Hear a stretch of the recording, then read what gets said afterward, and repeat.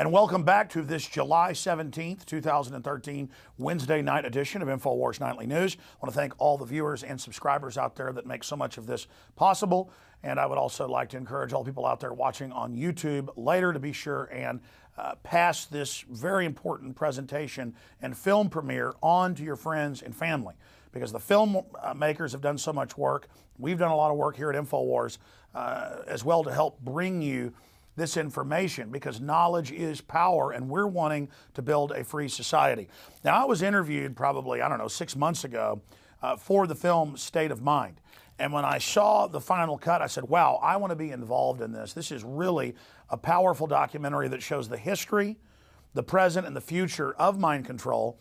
And it's hardcore and informative, but also is very approachable to the general public. A great tool to wake people up about hidden agendas. And so we have gotten the crew here at Austin, Texas, and we've gotten them to agree to premiere this to the viewers of PrisonPlanet.tv and then ultimately to YouTube and other channels. As filmmakers who've put everything they've got into this, I really appreciate their commitment to waking up humanity. So all of us need to work to make sure that this film goes super viral. So we're premiering it here tonight. We started shipping out today for everybody that pre-ordered the documentary on DVD or Blu-ray at InfoWarsStore.com. Very important to have a copy of this in your archive to share with friends and family, to have your friends and family over for a showing, or to show it to your church or to your PTA, because you have the power in this info war and as citizen journalists and activists to take important tools like this and pass it on to your friends and family. We are in an information war. There is a war on for your mind, and that's what this film is all about. And that's why I'm very honored to have Infowars.com and our entire team to be basically joining forces with this great crew of researchers, filmmakers, writers, and the director to bring you State of Mind, the new film. So please get your copy today at InfoWarsStore.com, but we're about to premiere it. First off, I want to get a short comment from all of you here, most of the crew here, to talk about yourself, what led you to this point, and what they're about to see as we premiere this film to the viewers. Director James Lane, you introduce yourself first and say a few words to the viewers out there. Thank you, Alex. Yes, my name is James Lane. I'm the director of A Noble Lie and State of Mind. When I started working with this crew, Chris Emery and the other guys that we worked on A Noble Lie with, we asked people, why don't more folks question the official story? Why does this not, more prominent in the public mind? So we started looking at some of the methods of control that keep people sedated and not asking questions. And so we really wanted to expose the methodology, not just the who, but the how is it done. And that was our biggest motivation behind this. Having our roots in street activism, we want to give people tools that they can go out and give to their friends and family that can help wake them up and get them involved. And I should add, you guys have also worked together on an amazing documentary, really the only modern comprehensive film in Oklahoma City, A Noble Lie, and we'll talk more about that with Chris in a moment.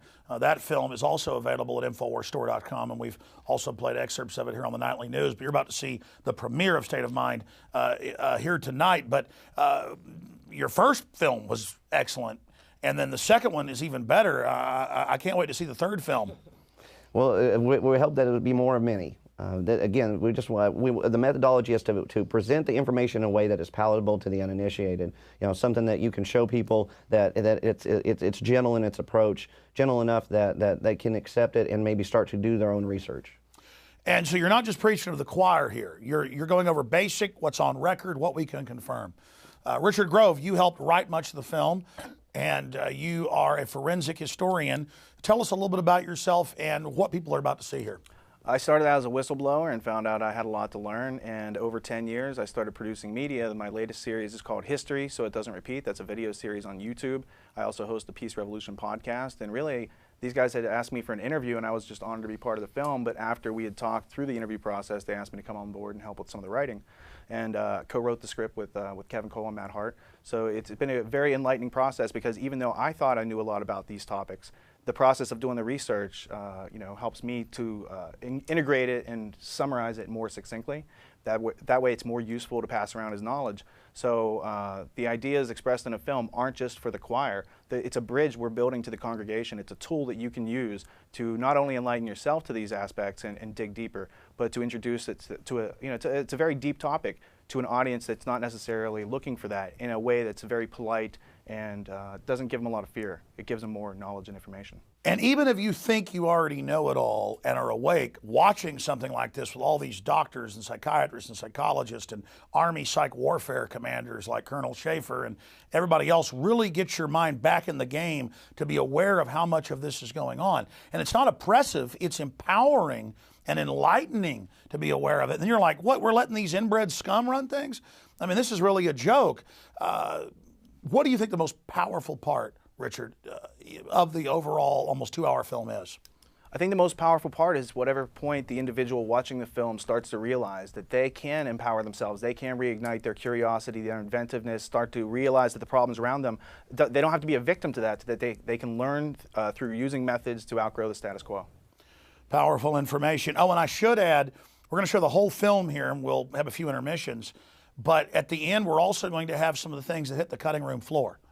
And you guys were saying some of this, I haven't seen some of this yet, I've seen the film obviously. Some of this is even more powerful than what's in the film. It's just that it didn't fit in overall. Right, I mean, we would have had a 10-hour movie if we hadn't made these cuts, and it was really difficult to make the cuts because it was such good information. But in order to get the flow, to get the cohesion to the information, we had to make those tough decisions. And usually, you get the extras, later, a year later, on a second DVD. You're getting them at the premiere here tonight, and so we'll see how much time we have for that, because you've got quite a bit. But it's powerful because I've seen just some short clips. Now, moving on here to one of the producers, Austin Green. Because I love this diverse crew here, all the backgrounds you guys come from. Tell folks a little bit about yourself and what you think is most important about this documentary. Well, my name's Austin Green. I'm a filmmaker with Free Mind Films. I came into this, towards the end of the process with A Noble Lie with Free Mind Films, come in as their editor. And through that process, we realized that we just had a lot in common. Our goals were the same. We want to get the same information out to people. Ultimately, we want humanity to be free and healthy and free of this tyranny once and for all, so we can grow as a species together. And so James and I just decided, we got to join forces and do this thing for real. And, going into State of Mind through this whole process, it's just solidified what we already knew, that this is what our destiny is, and we want to just continue bringing the information to people and get the information out there as best way we can, but at the same time do it in a way to where people aren't turned off by the information so much so that they're not even willing to give it a chance and show their family. And so we had to make a lot of tough calls about the information to cut from this film, because some of it may have been a little too much for the uninitiated, and it's always a tough call to make, but we did our best. We've done a great job. As a veteran, because we've talked off air some before, thinking you're fighting for America and then finding out most of it's globalist operations, does it feel good now to know that you 100% are fighting for humanity, period? I don't want to put words in your mouth, but we've talked privately before. What is the contrast between being a veteran now and, do you realize, from my perspective, that you're really fighting for humanity now? Well, when you're in the military, that's what they tell you, is that you're fighting for humanity, you're fighting for freedom, and you buy into it. You drink the Kool-Aid like everyone else, and you think that that's what you're doing, and then ultimately you realize there's a lot of hypocrisy going on, a lot of corruption going on. And that's why I got out after my first tour, was because I wanted to do something that I felt was more personally rewarding. And, going to film school, hoping that someday I would get a chance to do something like this. What an evil individual. I know. Oh, right. My gosh, you wanted to, wow, that's horrible. And then pick people you wanted to work with, not be forced in with them. That's absolutely. terrible. And I think that the result of that speaks for itself. What we've been able to accomplish with so little, it just goes to show everyone out there, you're just like me, you're just like James and Richard and Chris here. You can go out and do these things too. We're not superhuman, we're just human beings that give a damn. I think that's really the key to this, is that I'm just a regular guy. I started out at Access Television, and I've reached, let's not be conservative, probably a billion people one way or another. Including myself. I mean, I got started through listening to your show, and that's how I ended up meeting these guys as well. I mean, that now really brought you us guys together. reached millions with your last film. You will reach millions one way or another through this. And we're reaching people right now, and they're reaching. This is exciting. Absolutely. Incredible. Tell people about yourself. Chris Emery, filmmaker, been in the business for 31 years. This is the first time that I've had the chance to actually work with one of the best crews in the industry, and I say that hands down. I was more on the commercial side, worked in front of the camera for about 12 years, did print work, and then did biographical documentaries, mainly on philanthropists and so forth in Dallas, artists. But the Oklahoma City case was the first time that I had to actually do a full-fledged historical documentary.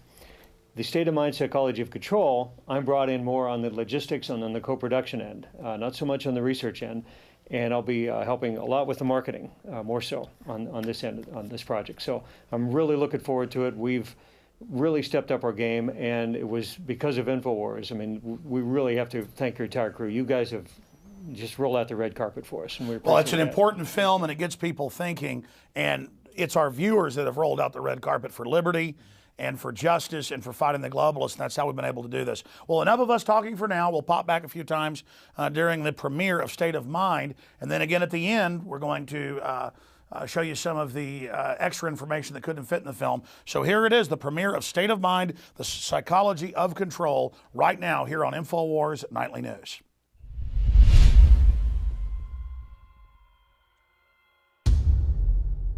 Secure your copy today at Infowars.com.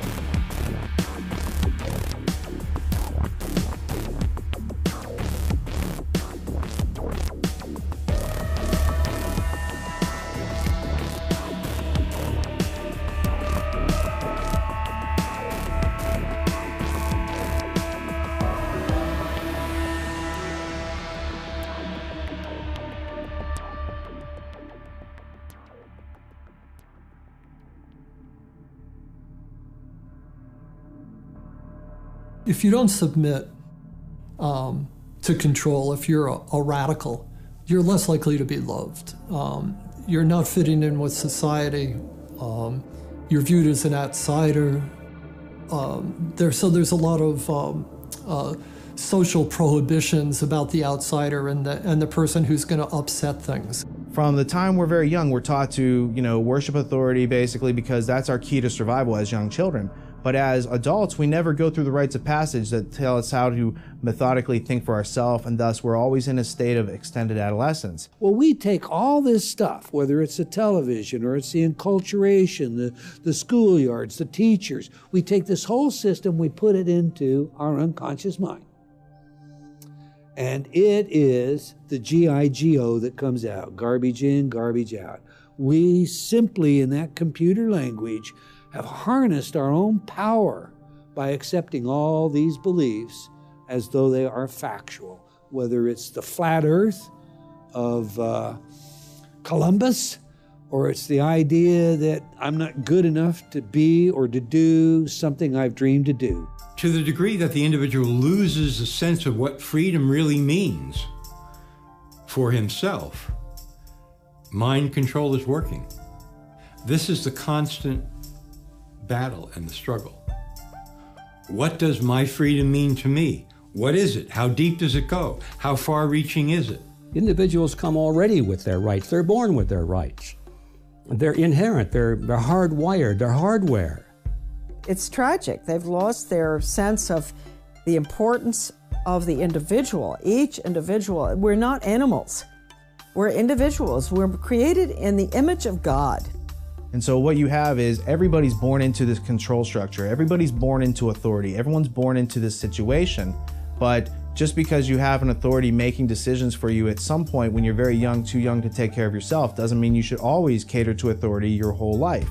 Fatalism, defeatism, what Bob Marley called mental slavery. That's a huge thing that he would sing about. How do we emancipate ourselves from mental slavery? Have we moved to that point of such slavery that we're too far gone? And just kind of letting it all flow by and being apathetic about it just gets you in a position of being controlled. You know, there are some people that don't care. There are some people that don't know and don't want to know. It is very frightening. If you really look at it, you would be left with the understanding that you were obligated to do something about it. And, you know, people work really hard every day and they just want to relax and enjoy their life. We have established a framework for the most part, works pretty good. People enter into this contract with society. That contract allows them to follow certain rules and expect certain returns on their investment of working within the framework of the contract.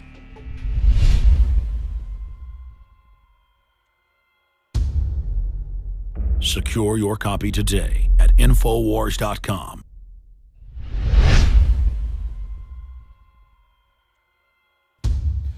So why do people submit to control?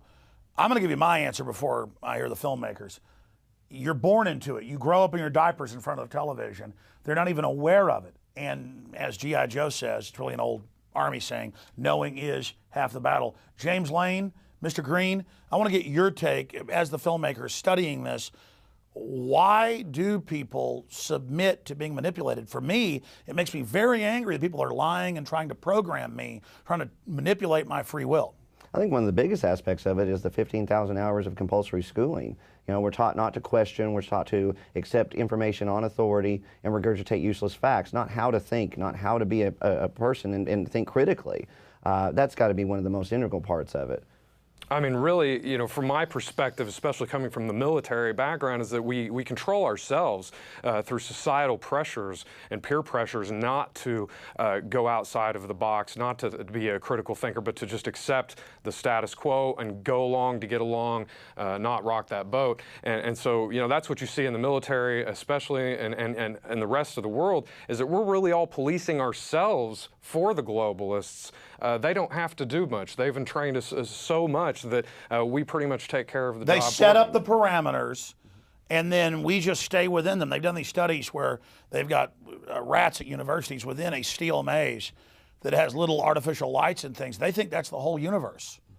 But if they could ever chew their way out, they would realize there's a whole planet around them. And I really think it goes back to Plato's allegory of the cave. Take the military. I find because there's discipline and things in it, people that come out of it and wake up are some of the best folks to work with. But at the same time, those that never wake up are some of the worst and become the enforcers. because they are put through sleep deprivation, they are brainwashed, they are yelled at, they are conditioned. And if you look at cult programming, that's what it is. But I guess the Germans did develop in Prussia what is our modern military system, and they admitted it was a brainwashing system. Absolutely, and that's what you see in our school systems too. I mean, they've just taken that and rolled it right into there, and they treat our children like they're military people. They're training to go to war, and that's probably exactly what they're hoping for. I think that people want to be part of society. I mean, that's a natural thing that we do. But yet we're not given any other parameters, like you were saying. They don't know anything that's outside of that maze. We're not taught to think critically and have original thought. They use our natural capacity. They use the fact that we naturally in a tribe want to conform and be friendly as humans and share. They artificially manipulate that. Yeah, later on in the film, you'll hear Eldon Taylor actually say, at some point you have to ask yourself, when was the last time you had an original thought? And I think that is what a lot of people, it keeps them in that level of control. Now, this next part of the film, I think may be the most important. It deals with the fact that we're being turned into human resources. We weren't called human resources until the 30s. Human resources. Resources for who? You understand that, ladies and gentlemen? So get ready. Here is how the establishment see us.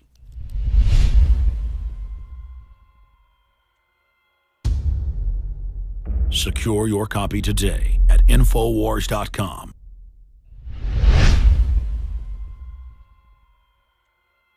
Human beings form habits.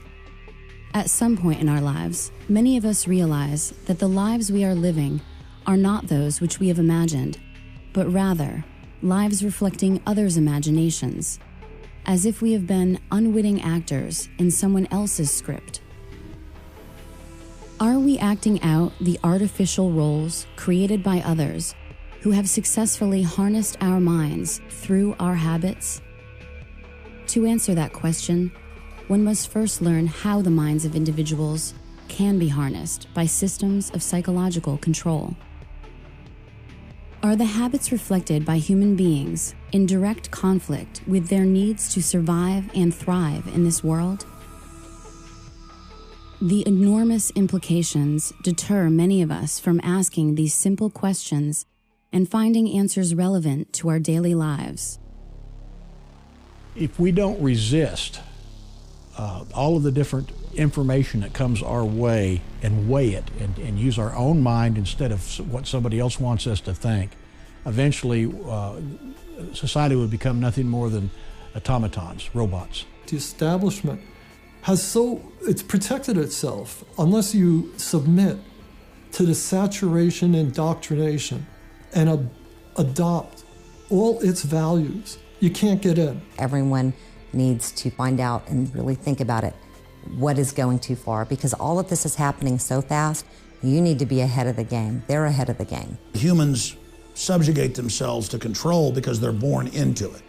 And the tyrants and the social engineers know how to incrementally begin to slowly ratchet up the manipulation, the domination, the oppression, so that people never really recognize it coming. It's the old analogy of the frog in the boiling pot. You throw a frog into a boiling pot, folks in Louisiana will tell you this, a bullfrog, he'll jump out. But if you put him in a cold pot, turn it on simmer, heat it up slow, he'll boil, and he'll never see it coming. Well, I think it has a lot to do with group collectivism. And go back to John Dewey, he hated the individual. He hated the rugged individualism of Americans. They had to get rid of that. And Carnegie very deeply involved in that. They even talk about getting rid of that, huh? And so I think that when you've been reduced to a member of the group, the collective, whether it's through sensitivity training that teachers have to go through, or whether, it's in your own community, like we have a community-oriented policing system, where they give you a medal. If you do a good deed, well, you're part of the collective with the police.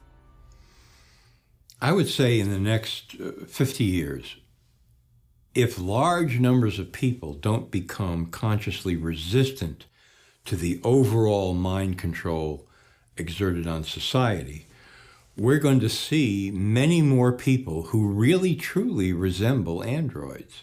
People induce this themselves by looking out at the world and saying, it's too dangerous for me to tell the truth or to say what I really believe or express how I really feel. It's much better if I fabricate a completely synthetic personality that's going to sit back here and remain passive. That's how it works. The idea of short-term gain, basically giving up freedoms.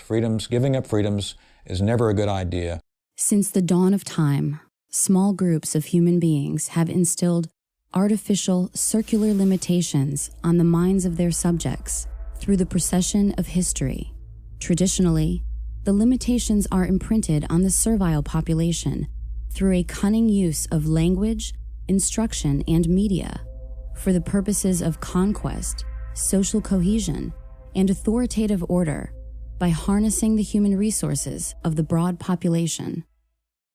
Human history reflects countless stories, regardless of what era you happen to live in, and the common thread throughout these stories is that of the struggle between the state, whatever its form, and the individual, the goal of which is to harness and subsume the individual, willingly or unwillingly, into its group collective. The role of authority is a predatory system that sees the individual basically as a unit of energy. The first forms of mind control go back to prehistory. And you would simply have a priest class that developed technologies of herbs and medicine and had a value to the tribe. But pretty soon the priest class would start studying the sky and when there were solar and lunar eclipses and would say, hey, the sun's not going to come back on this date unless you make me king or unless you give me total control. And the people would say, okay, we saw the eclipse when you said it was coming. You know, the snake god ate the sun of the moon. What do you want? I want your firstborn child. Sacrifice him to me. Every culture does that. Every culture at one time or another demands human sacrifice because that's the state or the priest class demanding absolute, total fealty and submission to it. Mind control has existed since the dawn of time. Only the methods have changed. Elites have always known, if I can control the minds of my people, I control them. Only the technology has changed. It's still the same program. It's never stopped. Sun Tzu, within the works of The Art of War, talk about the fact that if you can understand your enemy so well to the level of where you can psych him out, basically defeat him before you put one boot on the battlefield, you've become a true master of your domain. The Greek author Plato embedded several key characteristics of ruling groups in his monumental work known as The Republic. Therein, he introduces the term cybernetics as a description of steering the ship of state, emphasizing crowd control. Plato memorialized the essence of the scenario used to control individuals to this day, to make them part of the group or state. This is famously known as the allegory of the cave, a useful strategy which is emblematic of the history of mind control.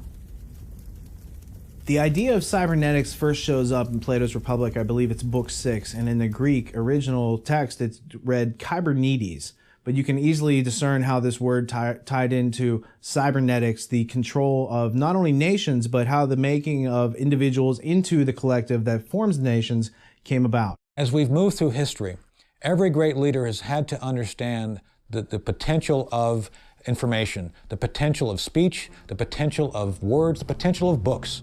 What is a citizen, if not someone willingly or unwillingly participating in the machinations of the state? How would we acquire the habits of citizenship without stimulus from the state and our response to it? Attention! Attention! This is your beloved leader, Og the Exalted. There will be a special Giant Joy rally today at Og Memorial Stadium.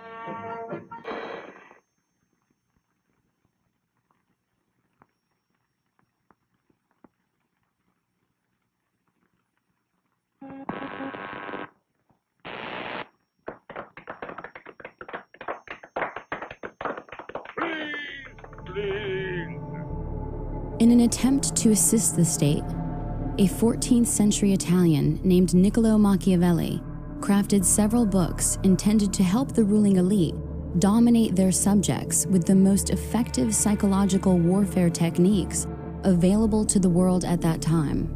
And he was trying to convert the Medici family into hiring him to provide political advice.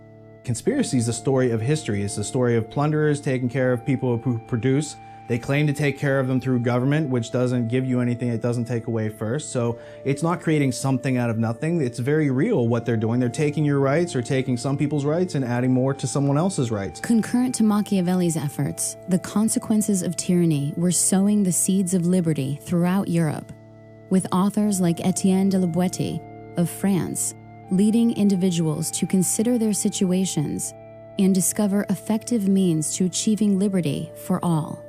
So this whole idea of Machiavelli telling the ruling elite how to do this in a more efficient and effective manner without people directly knowing about it. But his mistake is that these books get out there and other people start to read these books because it's not just the ruling elite. This starts to have an influence in Europe. You've got a character named Etienne de la Boétie who writes a discourse on voluntary servitude. And basically what de la Boétie does is he shows you that everything that Machiavelli told the ruling elite about how to control you is undone when you understand it to the nuts and bolts level, where you can then withdraw your consent, and that only then are you free. We control you. We control your mind. We make you believe you have no creative power. We make you forget you have imagination, which is the core capability from which you can invent your own reality.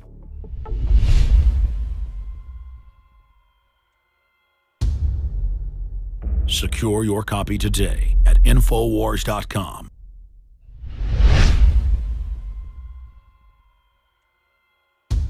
And we're back with the crew of Free Minds Film. Again, I'm your host here on Infowars Nightly News, and we're premiering here the film State of Mind. We're going to go right back to the film here in just a moment. But first off, talking to Richard Grove and Chris Emery from the film, I want to get more into how amazing this is that we allow our resources to be collectivized. In France, it's over 80%, and the government gives part of it back with strings attached and actually says, we're giving you this, when all they did was steal it. It's just all of it is so fraud-based. Well, it's a reflection of the scientific management of society, which started in the early 1900s. I think Frederick Winslow Taylor is the person that's credited with that. But it's all about using the scientific data to dissolve the family boundaries, the boundaries of the individual, to break down the individual so that they don't think of themselves as an individual, they think of themselves as part of a group.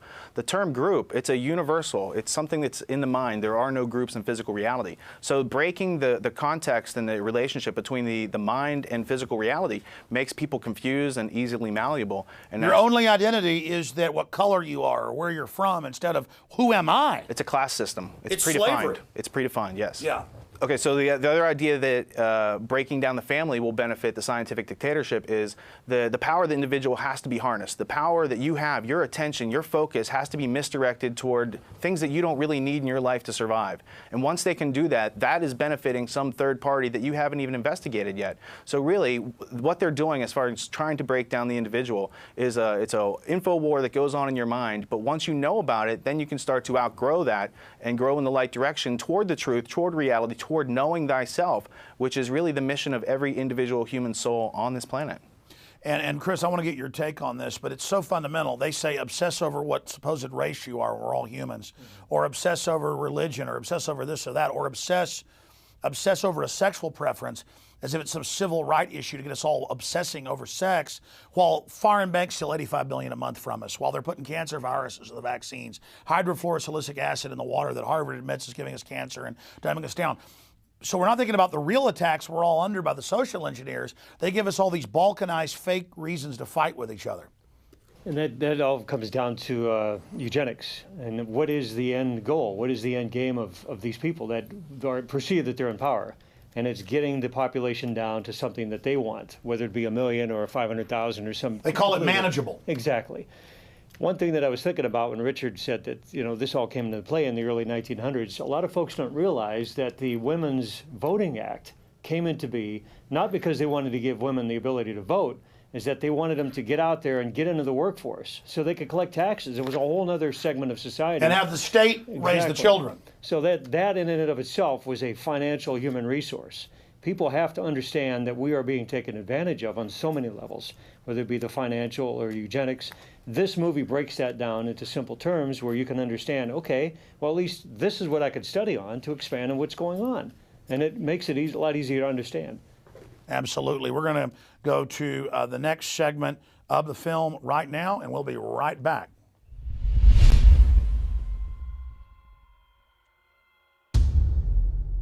Secure your copy today at Infowars.com.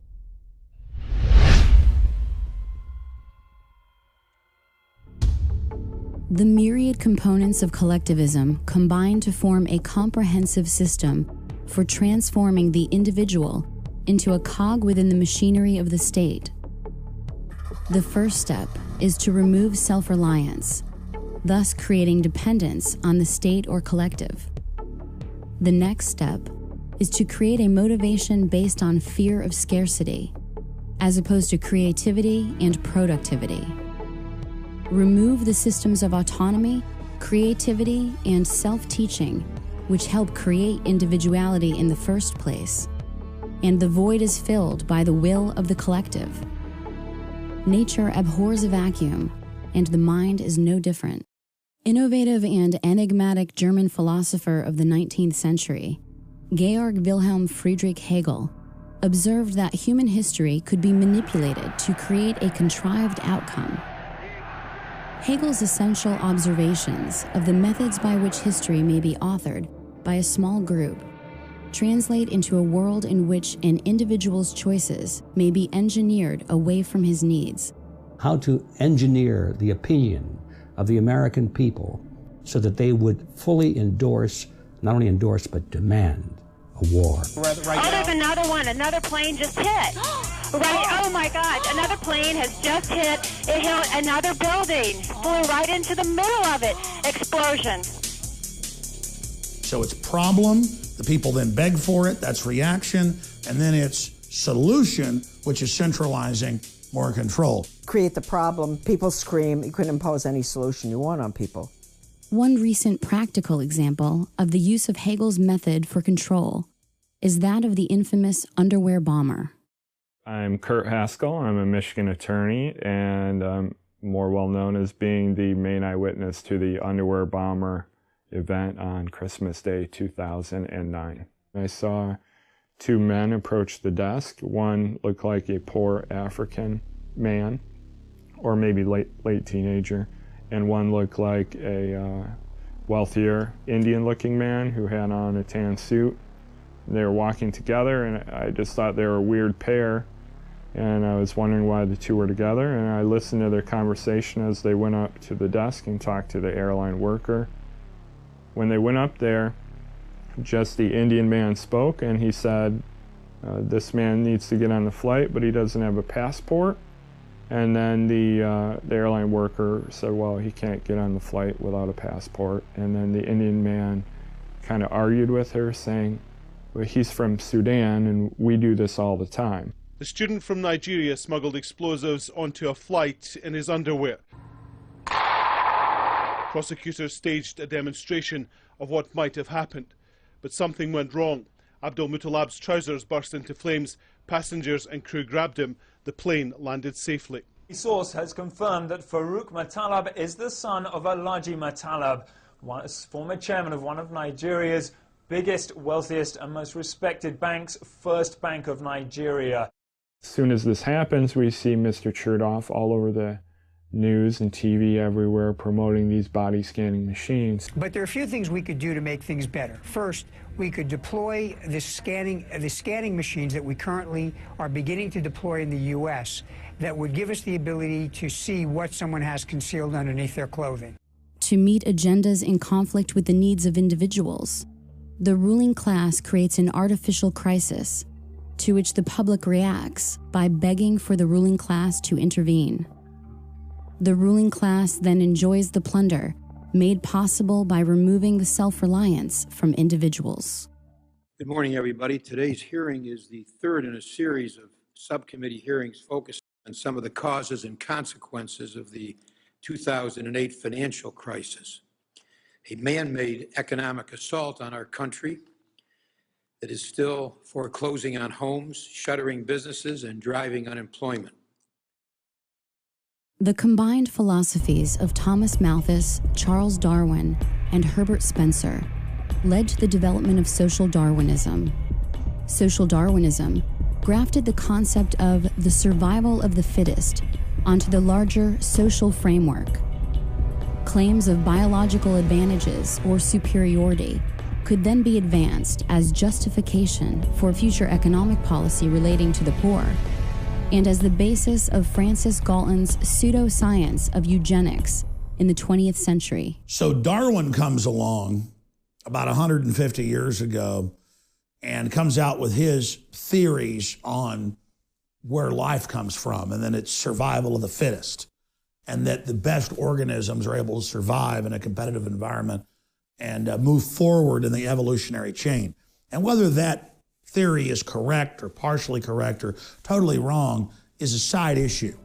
The robber barons, the British royalty, the J.P. Morgans of the world publicly adopted the idea of Darwinism and merged it with predatory eugenics. And the eugenicists, who have always been looking for scientific causes to justify their sinning, if you will, that's what they found so useful in Darwin's work, is they said, we've already had this belief system that we're better than you, but we now have science to back it up. Our entire current civilization, what we know as globalism, the New World Order, is based on eugenics scientists that developed their theories in the last 200 years, mainly in England, Germany, and the United States. The entire science of genetics, biometrics, eugenics, computers, all of it came out of the search for a system of total control over humanity. So the issue with eugenics is it claims to be a science of self-adaptation for human species. So it sounds like a great thing if you're an individual. You want to make yourself better. If you reproduce, you want your kids to be strong and survive. However, the people who are doing it are taking and making a bunch of decisions for other people and violating volition and their free will all over the place because that's their modus operandi. In his 1928 book, The Open Conspiracy, former British psychological warfare expert H.G. Wells wrote, "The political world of the open conspiracy must weaken, efface, incorporate, and supersede existing governments. The character of the open conspiracy will then be plainly displayed.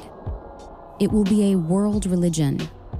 This large, loose, assimilatory mass of groups and societies will definitely and obviously attempt to swallow up the entire population of the world and become a new human community. The immediate task before all people, a planned world state, is appearing as 1,000 points of light, but generations of propaganda and education may have to precede it." The government of England put massive funding towards the study of humans, and not just medicine, but human behavior. And so all the sciences that the British Empire used on countries that it was attacking and regions it was conquering were also turned inward against their own populations. In 1948, Eric Blair, the British journalist and author who assumed the nom de plume of George Orwell, wrote the iconic dystopian novel 1984. In it, Orwell outlined a collectivist future governed by technocrats, in which a Big Brother totalitarian state maintains control of society through constant panopticon-inspired surveillance, fueled by a perpetual war and emboldened by both covert and overt forms of mind control and mass persuasion. The premise of the panopticon, it was an architectural design that was set up to maximize the power of surveillance. So if the prisoners didn't know, they could never tell if they were actually being watched at any one time, so they would have to assume that they were always being watched. Through 1984, Orwell introduced the concept of newspeak into popular culture, a debased language structure that would suppress the ability of the masses to upset the power of the state by regulating their thoughts through an illusory police force known as the thought police. Orwell's notion of doublespeak demonstrated the cognitive dissonance inherent in tyrannical structures. As the meanings of the words change, the meaning in society is lost. And fortunately, we have been able to raise our standard of living without sacrificing the spiritual side of life, which means so much to the American family. Thomas Henry Huxley, the man known as Darwin's bulldog, produced a number of grandchildren, the two best known and most influential being Julian and Aldous Huxley. Sir Julian Huxley, an evolutionary biologist, was elected as the first Director General of the United Nations Educational, Scientific, and Cultural Organization, and also served as both Vice President and President of the British Eugenics Society. So the Huxley family is highly interesting because T.H. Huxley is the teacher over H.G. Wells, who becomes a famous protege. But Huxley's whole family is not only intermarried and working on these eugenics ideas themselves, but they have, he has a famous son and grandson and all sorts of famous cousins that tie into the Darwin Wedgwood family. So notably, you have Aldous Huxley, who coins the phrase Brave New World in 1932 with his novel, which is really describing a technocratic future by which people are pharmaceutically drugged into loving their servitude. I think what is going to happen in the future is the dictators will find, as the old saying goes, that you can do everything with bayonets except sit on them. That if you want to preserve your power indefinitely, you have to get the consent of the ruled. And this they will do partly by drugs, as I foresaw in Brave New World, partly by these new techniques of propaganda. They will do it by bypassing the sort of rational side of man and appealing to his subconscious and his deeper emotions and his physiology even, and so making him actually love his slavery. I mean, I think this is the danger, that actually people may be in some ways happy under the new regime, but they will be happy in a situation where they oughtn't to be happy. Leveraging the fact that the 20th century opened up numerous avenues for shaping and controlling the thoughts and behaviors of the population, the ruling elite contrived new ways of obscuring useful facts while peddling useless ideas to the American people. Advertising, in addition to fundamental changes in education, produced a population of non-thinkers whose false understanding of basic concepts instilled through public schooling led to generations of people who feel they are magically endowed with the ability to somehow attain knowledge without first observing the landscape of available, credible evidence. One such artifact of credible evidence which demonstrates that our lives are being scripted by the ruling class is a 1966 textbook authored by Georgetown professor Dr. Carroll Quigley, titled Tragedy and Hope, A History of the World in Our Time. In it, Quigley details a secret society, partially funded by central banker Lord Rothschild, enacted by Cecil Rhodes and led by Lord Alfred Milner, and the Round Table Journal of International Affairs, which Quigley terms the Milner Group. The first questions most people ask upon hearing of such a book are, why is it so important? And why do so few know about its existence? This is a key book. It's almost like the Rosetta Stone to decode everything they're doing. It's over 1,000 pages long with incredible, documentation in the bibliography of how this ruling elite based out of Britain is using a full spectrum dominance model to fund the communists, to fund the fascists, to fund the Democrats, to fund the Republicans, so that there looks like there's a choice, but everything really is moving towards collectivism for the general public, while the elite themselves are exempt from all their own rules. These are the ideas of people who plunder that care not about laws or boundaries or nations or your rights. They see might makes right. And so when Cecil Rhodes goes in and creates Rhodesia, you have South Africa and the De Beers whole cartel of diamonds and gold. And then you look at who Cecil Rhodes left his will to, who funded him to go down there and do that. You keep coming back to the historical central bankers that have been manipulating world events as we've been taught them for at least since the beginning of our country. 1776, 1790 is when they start to gain a foothold. They then come over in the 1820s, 1830s, 1840s, pre-Civil War, gain a stronger foothold.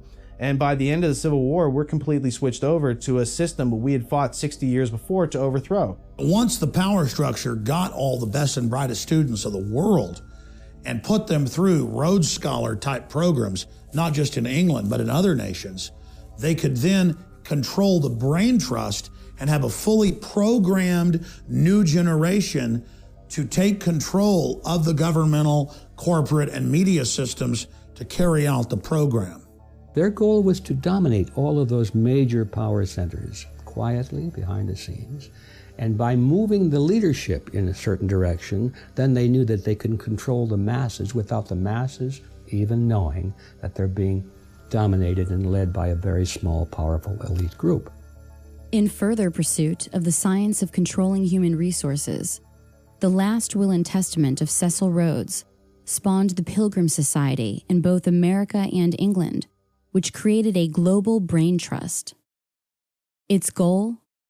To assert global control by dividing its tasks into working groups, such as the Council on Foreign Relations, Bilderberg Group, and Trilateral Commission throughout the 20th century.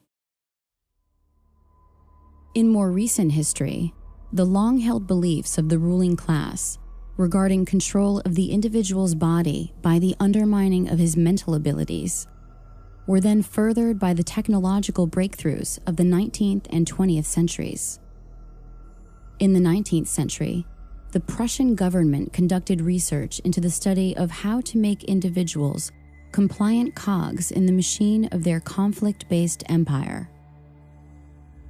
Prussian psychologist Wilhelm Wundt determined that the individual human being has no soul and can thus be programmed like an automaton or robot. You see, the social engineers don't need us under social Darwinism. We're scum to be removed. We are seen as nothing but biological androids or replicants from the Philip K. Dick book, Do Androids Dream of Electric Sheep, turned into Blade Runner. We're just seen as dumbed down biological workers. When individual identity has been forsaken, it is much easier to compartmentalize the minds of those being controlled. Various personages throughout history have described the human being as a machine, but it was the synergy amongst the work of Wilhelm Wundt, Ivan Pavlov, and many others, which scientifically quantified the individual as soulless, thus justifying manipulation to plunder individuals of their rights, transforming individuals into human resources. Our system is copied from a 1819 Prussian system that's a three-tiered education system. One tier is for the intellectual elite. The second tier is for the servers of the intellectual elite. They would be the professionals, the doctors, the lawyers. And the last tier is for the lay. It's for the masses. Education, as we know it, is nothing more than mind control. It is the science of control. And the British scientists, the eugenicists, came up with systems to dumb people down and make them submissive. But the German model, in fact, namely the Prussian model, that was designed to create soldiers that were owned by the state, but that were so brainwashed they were proud to go off and march into musket fire. That system, known as kindergarten, is the whole basis of modern Western education. How do you measure the achievement of a nation? If you want to know how we're really doing, take a look at our schools. For on what we're doing here and in schools throughout the world rests not only our future fate, but perhaps the very fate of civilization itself. Building upon this dehumanization of individuals to the animal state of stimulus response, Russian researcher Ivan Pavlov and American researcher John B. Watson conducted experiments based on classical conditioning, a simple manipulation of reflexes under observable conditions. These methods were then improved and perfected by Harvard psychologist B.F. Skinner. B.F. Skinner was also one of these famous American behaviorists, and he championed something called operant conditioning. Again, just a fancy jargon term for some basic common sense. And operant conditioning was really all about negative reinforcements like timeouts, positive reinforcements like food pellets and money, and punishments, which are like punishment, shocks. This operant conditioning doesn't work so good on anti-authoritarians, people who challenge and resist authority. And later on, research has shown that operant conditioning works best on people who are dependent, infantilized, in other words, made like children. When you ask yourself, as a teacher, as I have at the college level, what have I got that my students want? It's sometimes a pretty discouraging question. But you can discover things which will be reinforcing to students at any level. And that has been done. A great deal of progress has been made. There are things in an ordinary, even say a ghetto classroom, lower grades or high school, that can be used as reinforcers. You can have special foods at lunchtime, access to play space, privileges to associate with other kids of your choice. More and more of these things have been brought into play as the kinds of contrived reinforcers that can be used temporarily to get the kinds of behavior which will then eventually have their own natural consequences, which will be reinforcing. One of the notable things that separates human beings from other inhabitants of this planet that we call animals is our ability to form questions. And that allows us to remove ourselves from certain types of control. Now, animals are subject to many of the same sort of stimuli that can train and condition them to give you, you can make a pigeon, according to Skinner, that appears to know how to read and respond to lexicons. So it gives the appearance that the pigeon can read or that the fleas are trained, but really all you're doing is, reinforcing a random schedule of conditioning, taking natural characteristics and harnessing them. So what you see in the 20th century, not only with the eugenics crowd and all these other things that we've talked about, what you see is they go after the root cause of humanity. The root cause of humanity is that we've learned to, speak amongst ourselves, and we've learned to observe reality, remove contradictions, and get to that which exists. When somebody obscures that feedback loop between you observing and testing it out and verifying it, when someone obscures that, they can take total control of your awareness. These methods of classical conditioning had advocates in other fields equally or more influential. Soon, the field of compulsory education would teem with the ideas first spelled by these social engineers. These children are being taught to accept uncritically whatever they're told. Questions are not encouraged. How can you ask such a question? Have you got a textbook? Yes, ma'am. Does it say here that our law courts are always just? Yes, ma'am. Then how dare you question the fact? Sit down. And so we aren't surprised when... But it must be true. I saw it in this book right here.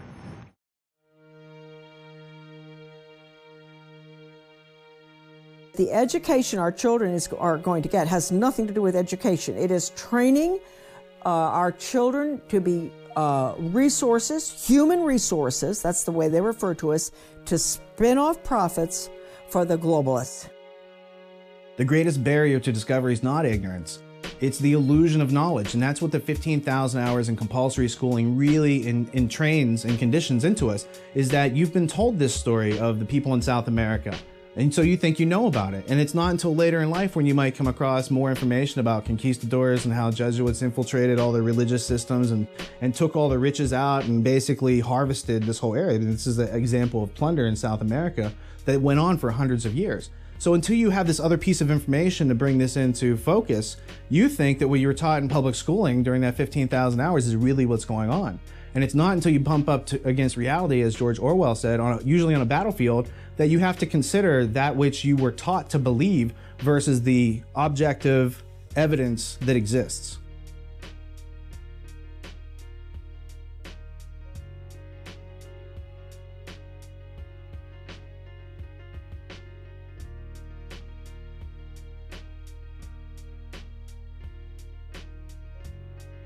John Taylor Gatto was an award-winning educator in New York who took kids that couldn't even read or write, were headed for prison, and made them top-level students. And then he discovered that he was shut down by the big tax-free foundations so that he couldn't teach the children this information. He discovered that it was by design that they were dumbing people down to make them subservient biological androids or replicants. That's what we're seen as. But now we're obsolete. We're to be phased down the new robotic systems, the drone aircraft, the drone submarines, the drone ships, the drone robots on the ground. We're all being conditioned, all being acclimated for this. In The Underground History of American Education, John Taylor Gatto details how, beginning in the early 19th century, American travelers abroad were writing on the methodology of Prussian schools and composing travelers' reports, which were very influential on educational techniques in the United States. However, in 1831, it was French philosopher and Minister of Education Victor Cousin who published his Report on the State of Public Instruction in Prussia, which not only led to the consolidation of French schools under the Prussian model, but also directly influenced reformers like Horace Mann in the United States to follow suit.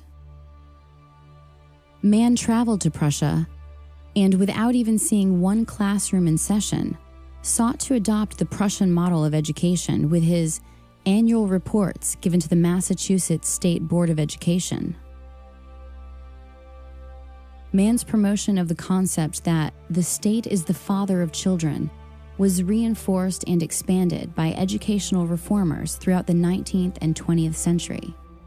When we speak about enculturated processes, when we talk about the imprinting, of course, I mentioned educators. One of the things that surprises a lot of people, and it shouldn't because it's publicly known, is that our education system is not about educating as much as it is about socializing. Like the duckling in the chicken yard.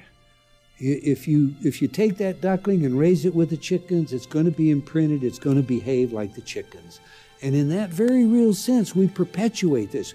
The danger is we don't just perpetuate it, we don't just enculturate it, but it's the only sane way we see to raise our children.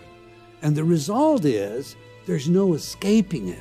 C.S. Lewis said, when training, which is Skinner, Pavlov, beats education, civilization dies.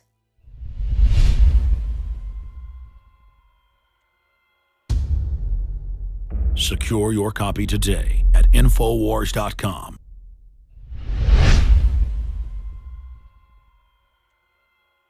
Again, you're watching InfoWars Nightly News and the premiere of State of Mind. I want to remind all the viewers that it is essential that we support independent pro-liberty film, a Veritas-type film. You can buy State of Mind on DVD or on Blu-ray at InfoWarsStore.com or by calling toll-free 888-253-3139. Again, that's 888-253-3139. Or again, simply becoming a subscriber to PrisonPlanet.tv. We'll also have it archived here on the site. But it is so important that you vote with your dollars. The globalists take your money and give it as stimulus to MSNBC to put out anti-family, anti-self-defense, pro-tyranny messages. Same thing goes on with National Public Radio. We're not funded by that. We're funded by patriots who love freedom worldwide like you. So I want to thank everyone that is a PrisonPlanet.tv subscriber. We have Operation Awaken the Sleeping Giant, one membership, $5.95 a month. 11 people can log on with the same username and passcode.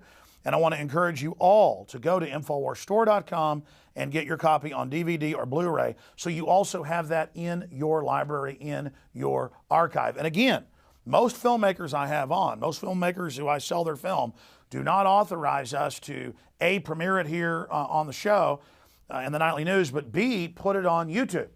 But they have authorized us to put this whole discussion in the film tonight on YouTube because they want to reach people. That's the currency they're looking for, is to free minds, to empower people. That's civilization. Slave-based systems want to keep people in the dark. And going back to Richard Grove, the writer, and Austin Green, one of the producers on this, I just don't get, we talked about this on the radio last time you were on, using knowledge to suppress people when My Great Thrill is empowering them. It is the ultimate in selfishness. Then I want to talk about what are the methods of conditioning and dumbing down in the classroom. Well, what you're talking about as far as dumbing down is taking thinking out of in-between stimulus and response, which makes us automatons. It makes us slaves in every way, shape, and form. Slaves to stimulus. Absolutely. And in between stimulus and response, it's that space that gives you choice and freedom and liberty and all the things that we need. But because we as conscious human beings have to use reason to survive. We have to effectively plan for the future, and we have to know what knowledge looks like in order to dismiss the arbitrary and find the lies. But I mean, dumb that down for me, okay, because, and for folks that may not know these terms, stimulus is you ring the bell, the dog salivates because you've given him the meat over and over again. And their big lie, we don't have free will. Well, wait, they want to take over. They have free will. It's a mind game that you're just our slaves. It's a ploy. They condition human beings through operant conditioning, much the same as they can train pigeons to look like they're reading and pecking at words because it's a reward. But that's only a human being when they're not thinking. If you question the psychological warfare, if you question the neurolinguistic programming, if you question the corporate media that you see on TV and all over the newspapers and all around you in your life, in your family's life, then you can free yourself from this system. So the damage done in the 15,000 hours in the classroom through Prussian education and the servile mentality. Look at the camera right there and tell them what Prussian education is. Prussian education.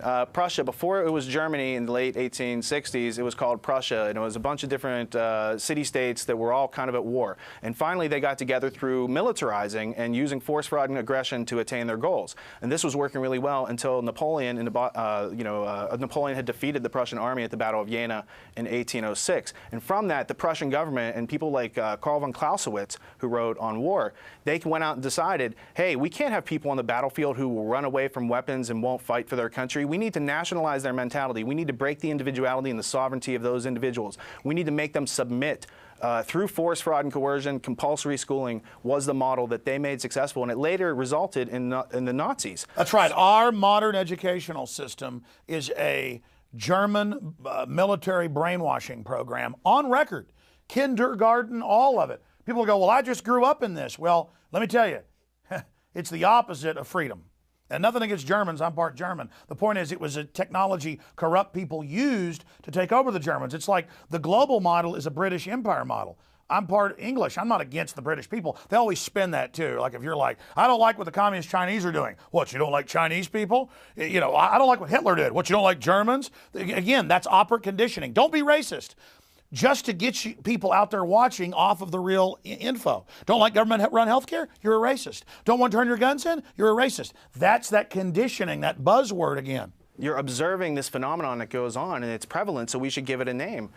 This idea that you got your finger on it, it's the philosophic corruption of our reality. It's the fact that people don't value truth anymore. They say they do, but they won't go through the work to actually realize it and do the learning which results from asking questions. Austin?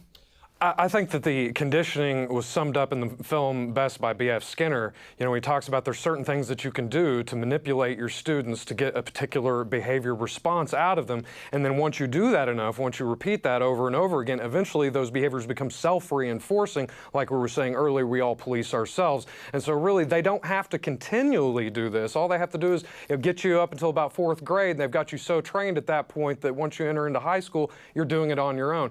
And so really, we just see that repetition of taking away your individuality. Anytime somebody in school tries to speak an original thought or question what the teacher has to say, they're immediately punished. They're immediately chastised, and this happens over and over and over again. And it's this worship of authority where they've done, as you know, 2 different, covered in the film, university experiments, where people would kill people under orders because an authority figure told them. I mean, if an authority figure told me to mow their lawn, I'd tell them no. They tell university students, kill that person, and they'll do it. I mean, this is incredible. Well, there's two aspects. There's an MK Ultra aspect where you could train someone to actually kill and eat their parents, and then there's the everyday advertising war that we're all exposed to through any magazine or newspaper or television ad that we see on TV.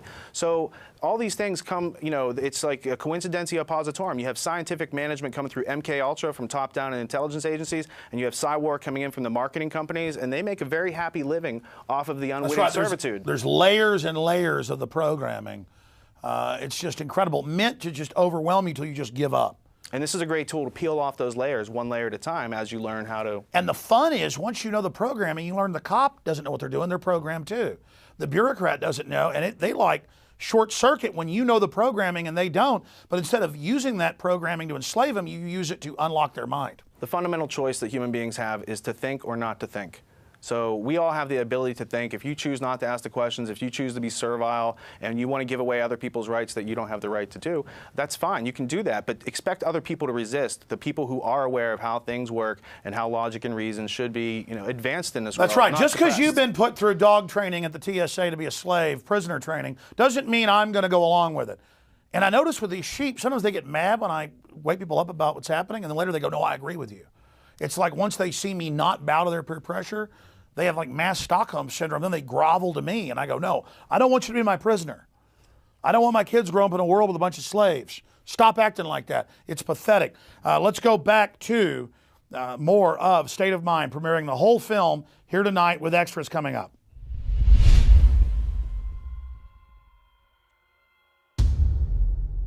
Secure your copy today at Infowars.com.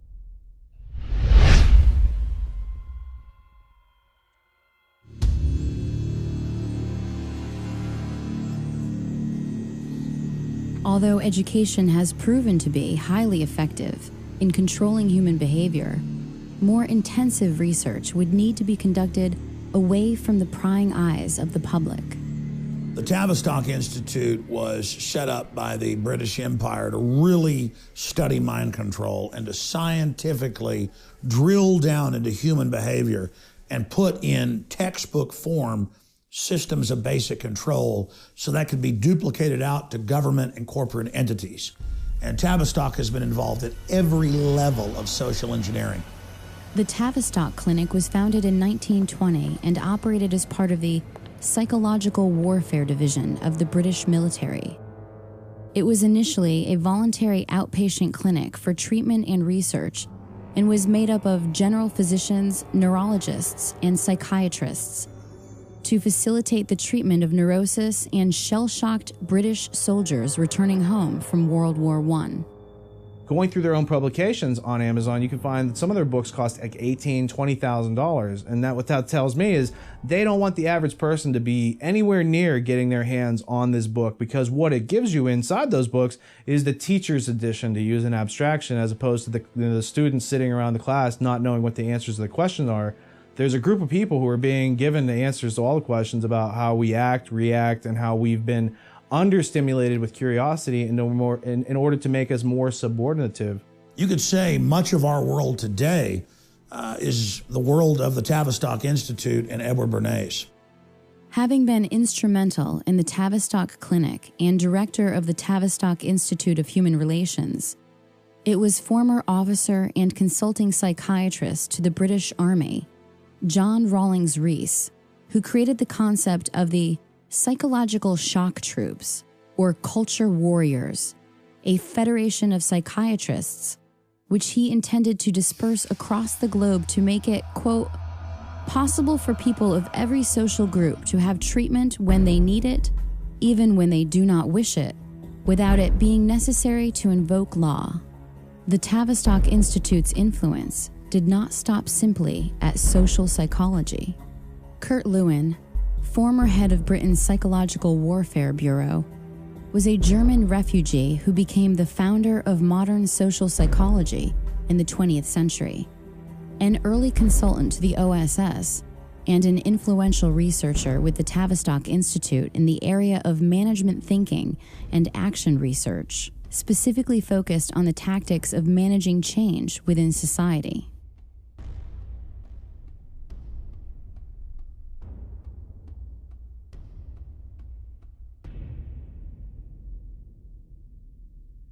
No organization of the size and scope of Tavistock can operate for long without ample funding.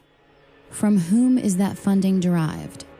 Certainly no small part comes from the seemingly benign, tax-exempt foundations of the global elite. I was researching the Reece Committee back in like 1952, 1953, where they went in and investigated major foundations and some of their subversive activities. These foundations put an enormous amount of energy into controlling what is being taught at the schools and how it's being taught, and preparing, using schools basically to indoctrinate children to accept their station in life, to accept a collectivist future. According to Dr. Lily Kay, whose expertise was demonstrated in her 1993 book, The Molecular Vision of Life, the Rockefeller Foundation, Caltech, and the New Molecular Biology, the world in which we are living has been molded, shaped, and continues to be directed by an elite establishment of eugenicists, a ruling class fueled by violating the will of others to attain their goals. Nowadays, almost every adult agrees on one basic goal for all students. Schools ought to turn out good citizens. Yes, good citizens. That's right. Absolutely. This country always needs good citizens. The real goal was to change America from an individualist system into a collectivist system, and in which case it could be merged with the rest of the world, and there would be this great new world order that we hear so much about in recent years. The purpose of creating tax-exempt foundations was not just to collect more money, but to invisibly assert influence over the power centers which control the programming of individuals, specifically to breed the self-reliance out of individuals and prepare them for the collectivist lifestyle planned by the ruling class. Their goal: to undermine personal liberty on biological, social, and economic levels. They came together and decided what they were going to do with this money was to gain control of education in America, not for a philanthropic purpose, but to change the thinking of the American people over a generation or two. The globalist social engineers hungered and desired and coveted the power that the liberty in the U.S. had created. They wanted to take it over, and the tax-free foundations wanted to use it as an engine of global domination, and they've done that.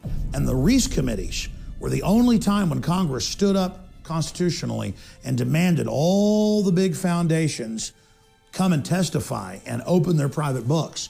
And the Rockefeller, the Carnegie, the Ford Foundation, they all came and said, look, we're here under presidential directive from more than 50 years ago. We've been told to collectivize the United States, to merge it with the Soviet Union. We've been told to make America more compatible with authoritarian regimes, and we're just doing what we were chartered to do. Until the creation of language, brute force held the key to fear, and thus to the control of individuals through violence and physical aggression. With the innovation of language, the minds of individuals could be harnessed with ideas and beliefs, making less significant the physical dominance of previous generations. This is how, for example, men of small stature could keep otherwise brave and ferocious gladiators as household slaves, whose deaths could be used for profit and entertainment. Out of the ashes of World War II rose the specter of human experimentation in the form of the 1939 to 1945 exodus of Nazi intelligentsia to continue their research and experimentation under the protection of national security. After being denazified, they were given new identities to live among those against whom they had fought. We brought Werner von Braun over here and several other scientists, including those that were involved in concentration camp medical experiments, including mind control experiments. A lot of these guys were, as far as the State Department was concerned, war criminals. They were linked directly to the Nazis and therefore couldn't get visas, couldn't come into the United States. So the CIA set up this series of programs to route everybody around the State Department visa requirements, get them into the country. Everybody knows about the race at the end of World War II to get Nazi scientists. The Russians wanted them, the United States and England wanted them. And the United States and England got most of them because the Nazis didn't want to go to the Soviet Union, another authoritarian system. They wanted to go to a, quote, freer system. And like an infection, they came to England, Canada, and the United States. And it wasn't just over NASA and rocketry with Wernher von Braun and Goddard and others. It was tens of thousands in mind control and torture and military science and surveillance. And the CIA got modeled to a great extent off of the Gestapo. And so we see really the evil of the Nazis being transplanted back to the United States and England, where the eugenics philosophy that they had embraced had originally sprung. The Office of Strategic Services, the precursor of the CIA, under the direction of William Wild Bill Donovan and Allen Dulles, recruited Nazi scientists and aided their importation into America. Among them were rocket scientist Wernher von Braun and the aeronautical physician Hubertus Strughold. The problem that the United States was facing was there was all these German scientists who were kind of in the wind, loose, wasn't clear where they were going to end up. And the French, the British, the Russians, and the Americans were all trying to recruit them. The Germans had developed lots of different advanced weapons. And they'd also done a lot of experimentation on human beings in the concentration camps. So they had a lot of medical data that we didn't have. They had, of course, the rocket scientists and the airplane scientists and all the rest of it. And Paperclip was our version of going into Europe and finding these guys and bringing them to the United States to work. What we're missing in the documentation, we have physicians, aerospace medicine people, film people, ball bearings, projectile experts, all kinds of scientists. We're missing from the story the psychiatrists. But there must have been psychiatrists brought over, in parallel to Strughold under Paperclip. German financing came from America, came from Wall Street, and came from American corporations. Even the political support that Hitler got in Germany was, to some extent, traceable to American influences. Prior to World War II, American financiers, banks, corporations, all decided that there was money to be made in pre-war Germany. After all, they all knew that Germany was preparing to become a military aggressor, and it needed money to construct vehicles of war. They were spending a lot of money designing and building tanks and airplanes and military carriers and things like that, submarines, ships, and there was money to be made. And so Wall Street and some of the largest corporations like AT&T and even Ford Motor Company got very much involved with the Nazi regime. The experiment that went on became known as Nazi Germany starts in World War I and the Versailles Treaty in Paris 1919, basically giving the Germans the short end of the stick, giving them war reparations that they can't possibly pay, totally unrealistic. Now, this famous German banker named Helmar Schacht gets together with a guy from the Bank of England named Montague Norman, and they create something in 1932 called the Bank for International Settlements. And they use this as a clearinghouse for all the national debts, but really it's being used to launder money. What you find then is that same group, Helmar Schacht, becomes Hitler's banker. So Hitler is totally financed by these people who are making their lives out of pulling the wool over other people's eyes. And at the same time, they want to have the National Socialist experiment to test out the Prussian education system that they're using and about to roll out all over the world. Following the 1945 completion of Operation Paperclip, the CIA created MK-Ultra, a top-secret mind control research project, which was managed by Sidney Gottlieb under the direction of Allen Dulles. The program began in the early 1950s, was officially sanctioned in 1953, and officially terminated in 1973. The program engaged in many illegal, unethical, and immoral activities. In particular, it used unwitting US and Canadian citizens as its test subjects, which led to controversy regarding its legitimacy. MKUltra involved the pioneering of many methodologies to manipulate individuals' mental states and alter brain functions, including the surreptitious administration of psychoactive drugs and other chemicals, hypnosis, sensory deprivation, isolation, verbal and sexual abuse, and other various forms of torture. When I interviewed John Marks about Search for the Manchurian Candidate, he said a very interesting thing to me. He had been given 10 boxes of CIA information on a Freedom of Information Act request, not his first. He had been trying to get this kind of information on the mind control program of the CIA in the 1950s, for a long time.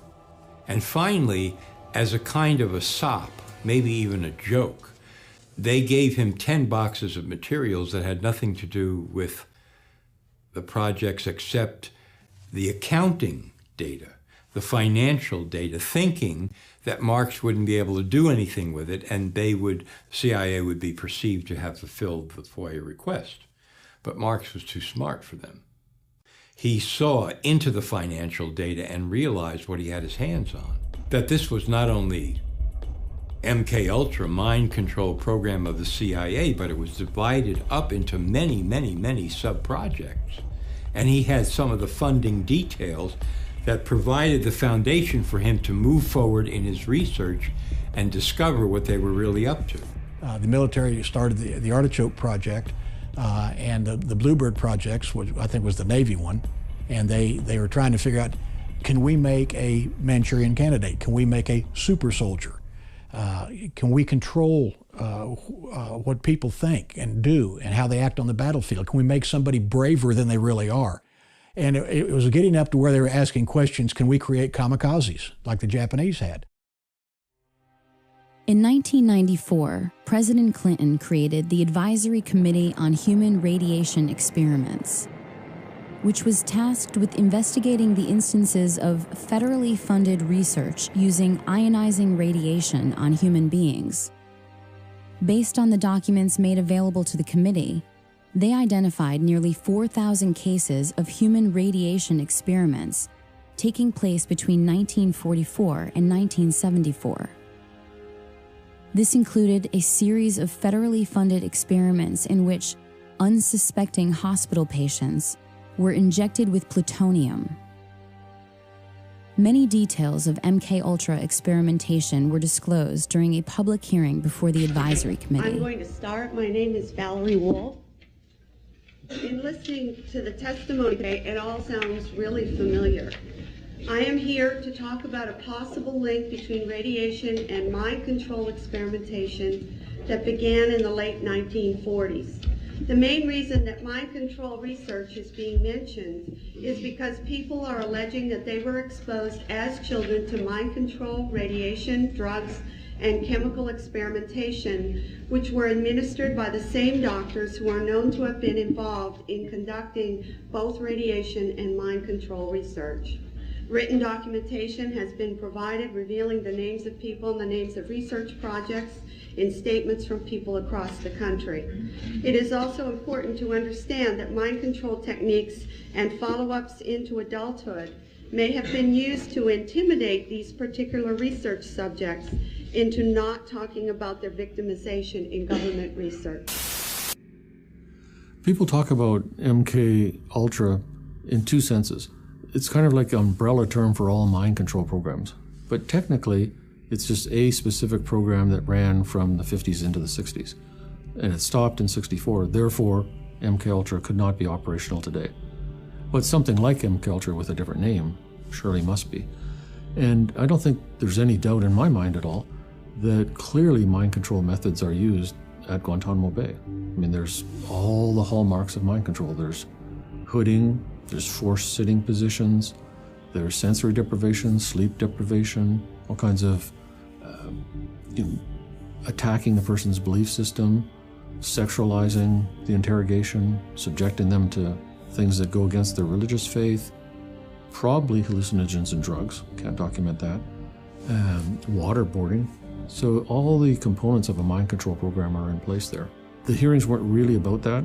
And the women didn't have solid documentation, but they told the kind of stories that I hear over and over from mind control victims.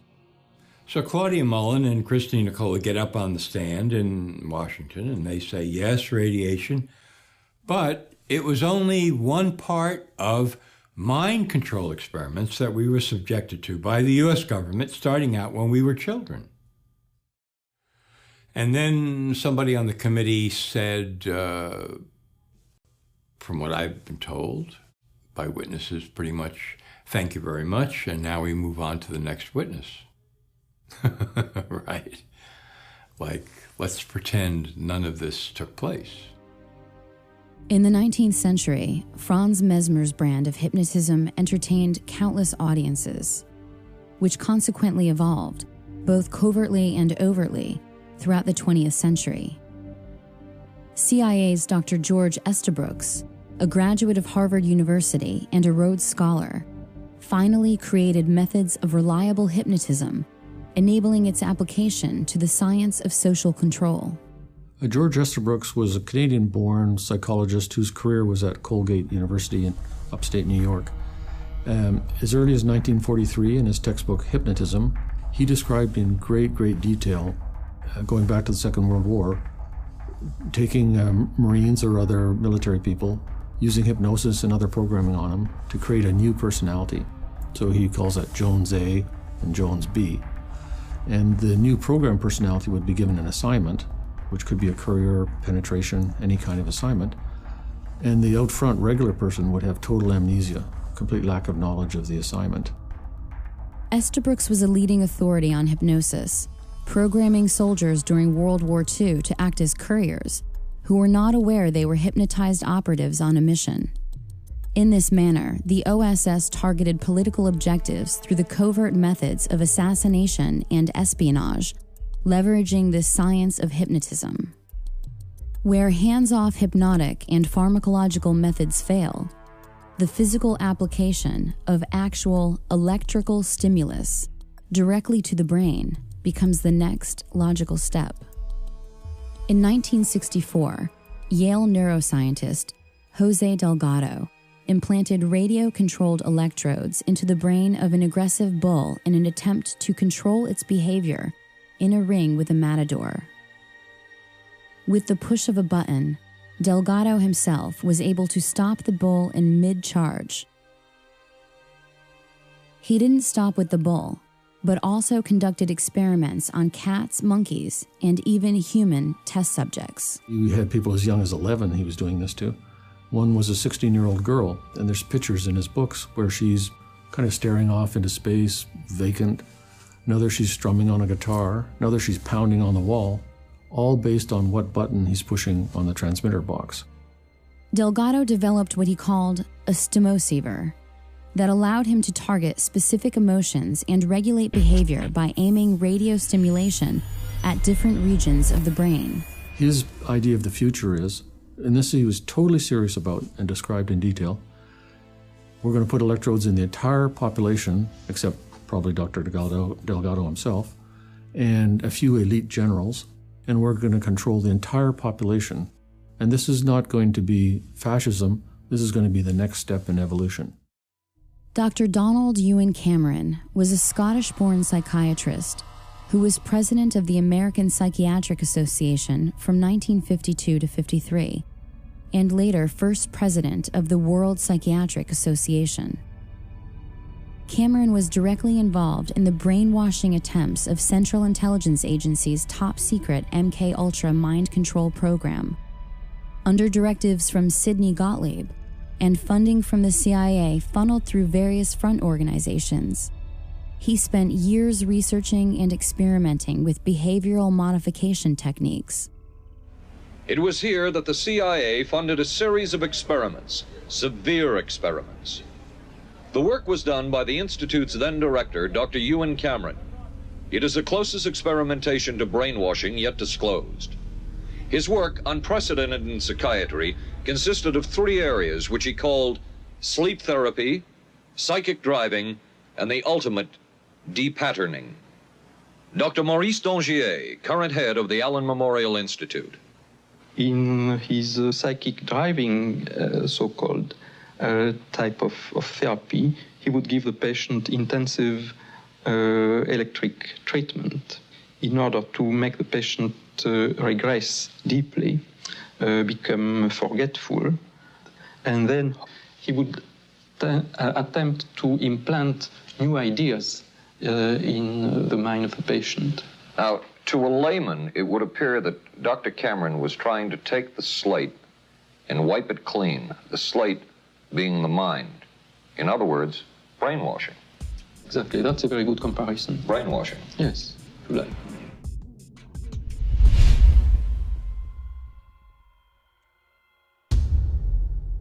Secure your copy today at Infowars.com.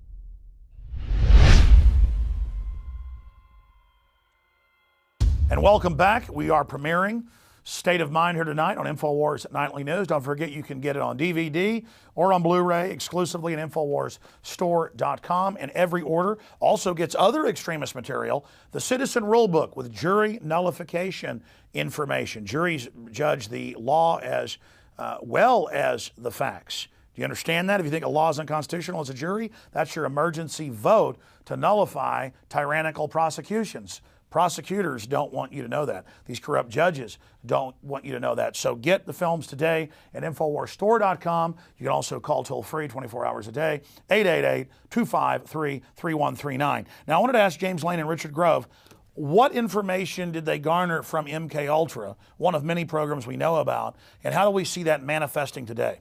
Well, I think one of the hierarchies that you see was Dr. Ewan Cameron. His protege was Dr. Jolyon West. Now, his protege was Dr. John Smith, and there's this whole line of these guys. Now, Ewan Cameron and Jolly West pioneered the 3 Ds, dependency, debilitation, and dread. All right, and this is what's used today in Guantanamo Bay. It makes sense that John Smith was the head of the psychiatric unit there. Now, Jolly West was an interesting character because he actually worked with Patty Hearst, Saran, Jack Ruby, and was actually consulted with the defense team with Timothy McVeigh. So it seemed like every time one of these events occurred, they bring this guy in to kind of handle, damage control. How obvious is that? I mean, it's, yeah, plain as the nose in your face. But those 3 Ds, I mean, now how these people go to these hospitals to try to get help, and they were actually doing these experiments on them. I mean, this has all come out in the open. Well, they take them to other countries. They would move them around. They would grab people's kids. I mean, it's incredible. They're in Canada. I mean, these people were actually coming in for help. And Ewan Cameron tried to just completely, just wash their minds away and then build a new personality. And then come to find out, this is all part of the MKUltra experiments. And this guy is the head of every type of psychiatric organization in the country, So policy is definitely being dictated by him. And the things they did are just amazing. I mean, electroshock, 1 dose of it kills massive brain cells. I mean, this is like hitting somebody upside the head with a ball-peen hammer. Richard, your take on this? They're trying to discover the parameters of the human being and how to crush our souls. They're basically, if they want to wipe a human being's mentality and program a new one, they see us like a hard drive where you could just press delete by doing some electroshock therapy. And it's all about breaking people's will and making them submit to their so-called authority. And part of the psychological warfare is that it gets a lot of people in public to support that instead of asking questions. And who gives them the right to abuse us? Again, like the UN, above the law, diplomatic community, these globalists. Steal $1 trillion, become a world leader. Steal $1, get arrested. Well, and they gain power by being able to predict our activities. Through predictive programming, through collecting all this information, through these experiments, they can predict how people will react in certain situations, and they can plan on that. And they can, until the herd outgrows that mentality, it's very predictable, and they're not going to change it unless you resist. Well said, Richard. Let's go back to more of the film State of Mind.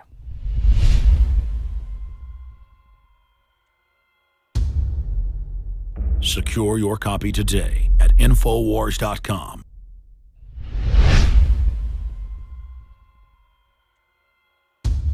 Dr. Ewan Cameron was a MKUltra contractor.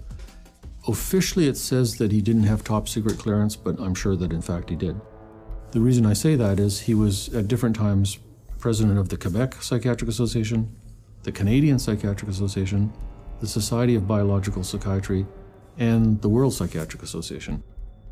Ewan Cameron was the most famous psychiatrist in the world during the 1950s. You name a psychiatric association of any size or scope, he was the president of it. He became a psychiatrist. In fact, at one time, he was the president of the World Psychiatric Foundation, and he ended up immigrating over here from Scotland and was working in Canada under Sid Gottlieb, and he headed up one of the projects dealing with LSD and with different types of mind control projects that he had, especially hypnosis. His experiments were basically, there's kind of two components to it. One is psychic driving, and the other is depatterning. So depatterning is you give massive amounts of electric shock to the person, like 100+ treatments, with 6 times the usual amount of electricity per treatment. Completely wipe their minds out, so they don't know who they are, where they are, they don't recognize their children. And then once they're in that state, you can add on barbiturates and other drugs, keep them asleep for weeks at a time, or kind of like half asleep, and then play tape loops over and over and over and over. That's the psychic driving. And the tape loops will be in the doctor's voice or the person's voice. And this is all supposed to program a new personality.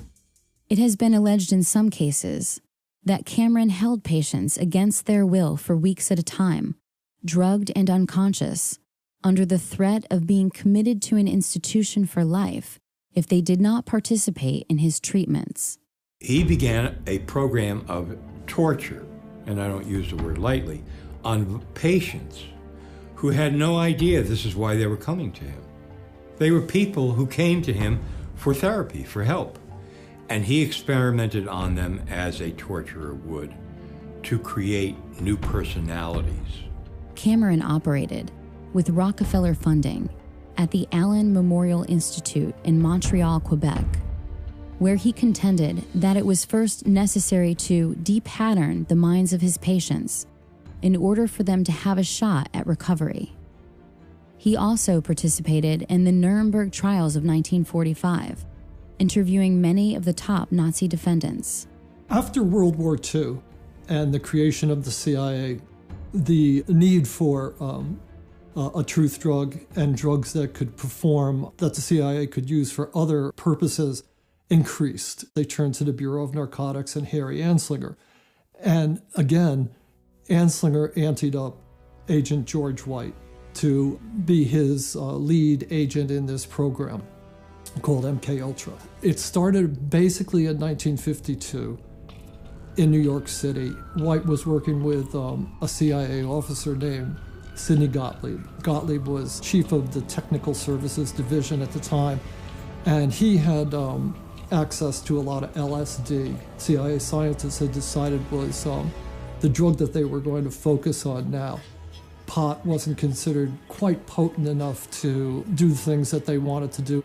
White conscripted a couple of federal narcotic agents to help him, a couple of informants, narcotic agent informants to help him, and went into the streets of New York and got a softcore pornographer named Gil White to help him as well. Apparently White had his own sexual perversions, which have been written about. He was into S&M, so he had a couple of qualifications for the job, which went beyond just being a federal agent who could perform these functions. He actually was good at acting out the sorts of things that went on in the drug underworld. In 1953, the program was formalized, and it was called Midnight Climax. And White had a safe house in New York City, with which the CIA outfitted with a two-way mirror, with microphones and recording devices, so that White and the CIA scientists could actually film people who had been surreptitiously dosed with LSD. The program expanded beyond merely LSD, and what they found out was that the safe houses themselves were probably the most valuable aspect of this program. Prostitutes that were in their employ that would bring people to these apartments, and they could actually record them while they were doing drugs. In 1960, the CIA opened another safe house in New York City. And I talked to the people who were running this safe house. And one of the narcotic agents said to me that they felt that the CIA was actually using this safe house when dignitaries were visiting the UN or politicians were coming to New York City to talk to the mayor or state or even federal officials, that they were using filming them and potentially using the films for purposes of political blackmail. Another CIA-funded Harvard graduate was Dr. Martin T. Orne, whose expertise in hypnotism, psychiatry, and psychology was a valuable asset to national security. A close friend of Dr. George Estabrooks, Orne's work in hypnoprogramming at Cornell in the 1960s was funded by the Human Ecology Fund and the Scientific Engineering Institute, both of which received funding from the CIA. To provide cover for operations like Midnight Climax, the CIA's MKUltra psychiatrists formed the False Memory Syndrome Foundation to obscure the facts of these covert experiments, creating confusion enough to deny acts of pedophilia, cult abuse, and other inconvenient truths of CIA activities. The False Memory Syndrome Foundation's board was a who's who of MKUltra. There, Dr. Orne was joined by another CIA MKUltra psychiatrist, Dr. Jolyon West, who was the protege of Dr. Ewen Cameron. Like his esteemed MKUltra colleagues, West was infamous for his hypnoprogramming abilities. Using words to make patients believe that their memories of abuse were just figments of their imaginations. The people who started the False Memory Syndrome Foundation, Pamela and Peter Fried, stated to the public that Peter had been falsely accused of incest by his daughter, whose name is Pamela. She's now the editor, has been for quite a few years, the editor of the Journal of Trauma and Dissociation, to which I've contributed numerous papers, and it's really the main journal for the study of multiple personality, which was created on purpose in the Manchurian Candidate programs under MKUltra, Artichoke, Bluebird. Contractors on that included Jolly West and Martin Orne, and they're on the board of the False Memory Syndrome Foundation, which says that all these cases of multiple personality are created by the therapist, and all the memories are false memories. I cannot dismiss what our intelligence agencies have been able to do by way of mind programming in different forms of research, Project Bluebird, MKUltra, and so on and so forth. Well, let me just say it this way. Jules Romaine, testifying on behalf of the CIA to Congress, said, and this paraphrase is going to be so close to word for word, it's unbelievable, "We now know that we can take a man and, given sufficient time, educate him to kill his mother and father and eat them in a stew."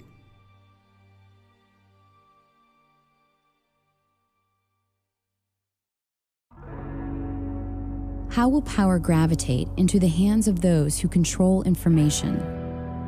Through the internet, through wireless networks, through smart grids, smart devices, and smart meters, to monitor and control the personal behavior of every citizen in the grid. How has the role of harnessing the minds of human resources shaped the 20th and now the 21st centuries? This single pattern emerges from all the seeming chaos. The role of science, as juxtaposed to the mind, has not been used to help individuals. Rather, at every turn, at every discovery's emergence, knowledge is being used to restrain individuals.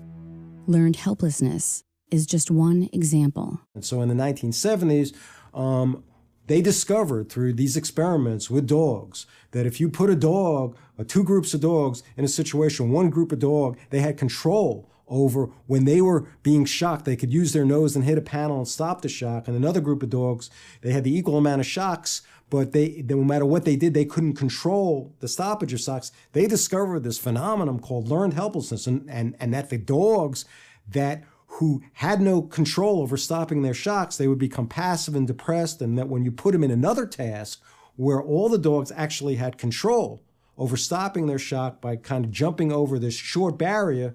The dogs that had learned helplessness, in other words, the dogs in the previous experiment who had learned that there was nothing that they can do to stop their pain, they did not bother trying. National elections is not equal to democracy. Democracy means you really have some power over things that affect your life, okay? But when Americans think that their democracy equals national elections, and they go and they have senseless wars and corporate control with a Republican in office like George W., and they think, well, we're going to stop these senseless wars and corporate control, and we're going to go and vote for Obama, this Democrat, and they get, what do they get? Senseless wars and corporate control. And so there's a kind of learned helplessness that sinks in there. How are the attitudes, beliefs, behaviors, and values of a society transformed such that the needs of the individual are always in conflict with the demands of the group? The early 20th century trend of conspicuous consumption, or the trading of that which is valuable and sensible for that which is superficial and frivolous, swept over America and other countries around the world, with the help of a few minds who were focused on changing our lives before we were even born. Edward Bernays, the nephew of Sigmund Freud, is well known as the father of modern propaganda and public relations, and for his application of psychological techniques to the field of advertising. People have a herd instinct. They tend to move in groups. They make conclusions based on emotion and feelings and desires. Edward Bernays, the nephew of Sigmund Freud, the archetypal psychologist, psychiatrist, openly bragged that there was a ruling elite that had taken control of society and that could basically program people like machines to walk off the edge of a cliff if ordered to do so. He was the guy that said, don't call yourself the Department of War, call yourself the Department of Defense. And he wrote book after book, like the book Propaganda, 1922, bragging about how we were all dumb animals and how the public mind was in his hand. They couldn't sell pork bellies. They were seen as junk meat, only used as flavoring in soups. They came out and said, no breakfast is complete without eggs and bacon, and showed a woman, on the newsreel sitting there cooking it. And he said, look, I can make these people do anything I want. And so he is really the archetypal father of brainwashing and propaganda right as the age of television began. And they took his sciences and just wrecked this country. Some of his most famous clients included Procter & Gamble, General Motors, General Electric, the United Fruit Company, Westinghouse Electric, Time Magazine, NBC, and CBS. He looked at what Uncle Freud had plumbed out, how the unconscious worked, and devised in his own mind the idea that you could cause people to do what you wanted them to do because they chose to do it. Indeed, in his work, Propaganda, he makes it clear that it is the duty of the intellectual elite to orchestrate the beliefs and behaviors of the public in order to have a cohesive society. They got together and said, well, people are too darn dumb. We have to program them mentally to do what they're supposed to do. Political science is largely based today on Bernays' work. In 1917, Bernays served on the Committee for Public Information, otherwise known as the Creel Committee, which set out to change public opinion in favor of the United States' involvement in World War I. At the request of Woodrow Wilson, Bernays personally attended the Paris Peace Conference of 1919, the same year that he would found the first public relations firm in the United States. Advancing some of this work, of course, he was commissioned by Woodrow Wilson and to assist in selling the idea of World War I, that it was about spreading democracy throughout Europe. He is, for all intent and purposes, the father of what we call today neuromarketing. It has been widely reported that Joseph Goebbels had employed Bernays' Crystallizing Public Opinion, the first book written on the emerging field of public relations, while formulating his own propaganda campaigns for Nazi Germany.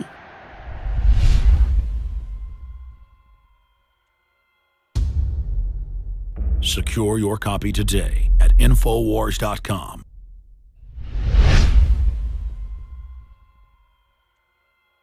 And we're back talking to the makers of this film as we premiere it tonight, State of Mind. I wanted to ask a couple of you guys, Austin Green and Chris Emery, how does media and advertising play in to the conditioning, the brainwashing? Because I find that to be the more subtle and more pervasive. I mean, you watch any show, dads are bad, families are bad, government's God, government's perfect, gun owners are evil. I mean, it's really over the top. And they call that kind of just the low-level propaganda. Well, my experience working in front of the camera for 18 years, I was in print, parts in movies, commercials. I saw the subtleties, whether it be on a sexual overtone, the colors, the basic senses, whether it be smell, sight, whatever the case may be. And it got to the point where I just said, wow, this is way too much. I don't want to be a part of this anymore. You are actually conditioned from, like Richard said, from the days you're in diapers. Some of the parents just plop you in front of the TV because that's the babysitter. That is, like you had mentioned earlier in one of the trailers, Alex, like sitting in the front of a barrel of a gun. You really have to watch that because your mind, not only because of the brainwaves that are controlled, but of the pictures, the images, and telling the child, hey, this is normal, this is good, that is not good. And so as a movie maker, I says, I'm getting behind the camera and I want to try something different. I want to get the truth out there. We turned this thing completely around as a film crew, 180 degrees. And the mind control, the deception, just whether it be subtle or overt and so forth, it's unbelievable. We really have to take control of that. I mean, this is the interface that the globalists or the elites use to interface with the rest of the population to further their agenda. And so the media and the advertising is their tool for controlling the masses. It's the only way they can interact with all of us at a single time because there's just too many of us. That's a great point. And through this, you can see what their worldview is, what their end game is, and what they think of us. And it's a nightmarish thing they're pushing. Absolutely, yeah. I mean, you look at what's going on right now. I mean, children nowadays, are basically they never grow up. I mean, that's well, really they're brain what's damaged. They're admitting that television lowers IQ, it dumbs them down.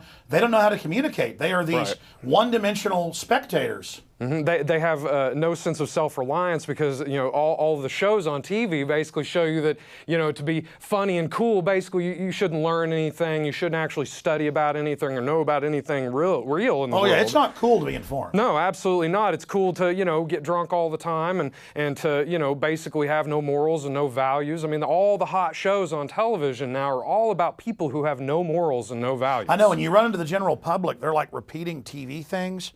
They're like a computer that thinks if they put out false info at you, it like works.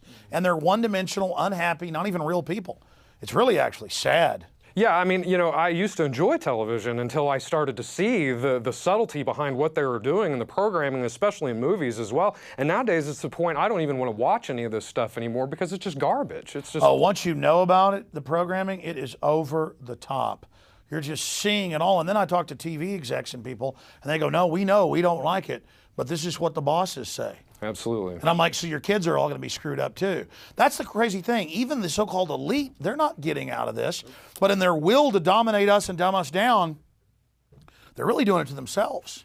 Yeah, and it's kind of cartoonish at this point. I mean, the way that people are overdoing everything in every piece of media. I mean, there's no such thing as a subtle point delivered through media anymore. It all has to be in your face, and every time it's in your face, it's never something that's going to help you live your life and find more satisfaction and thrive in the world. It's something that's going to undermine your needs as an individual and the needs of your family and your friends as well. I saw that happen actually to a greater degree as an adult, going into the different talent agencies, some of the top ones in Chicago and in Minneapolis and in Atlanta.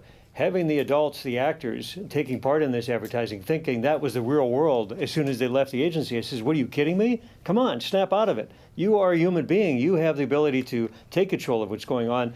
Your perception of reality is so jaded and so warped. Get out and find out what's really going on. Shut the TV off. And it was a complete dichotomy and opposite of what I was taught, in the industry. Well, I mean, these people are such narcissists too. They buy into it and they actually believe it, and they are like robots. And it's all like they fake stimulate themselves. They sit there and like program themselves and they're not even conscious of it. It is unbelievable. Well, and the flicker rate, I mean, that's been shown to put people into a hypnotic state. There's so much information on the news channels, the tickers. It's too much for the brain to take, and it actually go into a subconscious state, and they're just plugging the mainstream reality right into your subconscious. Exactly, and we're here trying to go into the matrix to get people out of it. Let's go back to more of the premiere here on InfoWars Nightly News of State of Mind.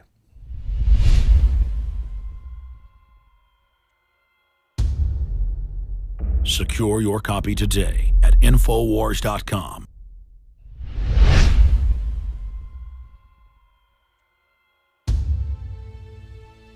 Moving beyond Bernays, other luminaries in the manufacturing of public consent included Walter Lippmann and Ivy Lee, both of whom complemented these tactics by expanding the breadth and depth of mass media entrainment of individual minds. And then I read 1928, book by Walter Lippmann, talking about public relation and public opinion, and basically saying the same thing, that the public is not inherently irrational, but they can use PR and propaganda and media to play upon people's existing irrationality instead of introducing them to the concepts and definitions of that which exists. So instead of creating world peace by putting everyone on the same page, by giving us a method to discern fact from fiction, they use that gap in our perception to play tricks on us. So that's all I've ever seen during human history, is human beings playing tricks on other human beings. As for Ivy Lee, he was not only popular with some of America's most prestigious corporations and foundations, he also found time in his busy schedule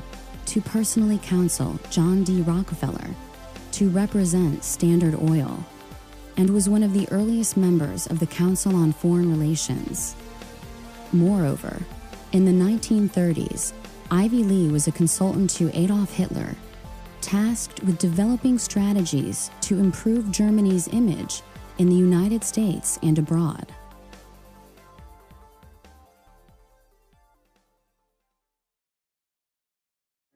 Kids are impressionable.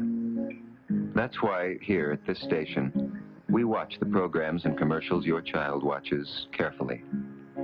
He may see bad guys, but not in the role of heroes.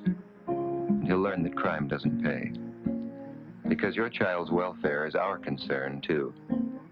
That's part of our code. The code of the National Association of Broadcasters for television and the greater public interest.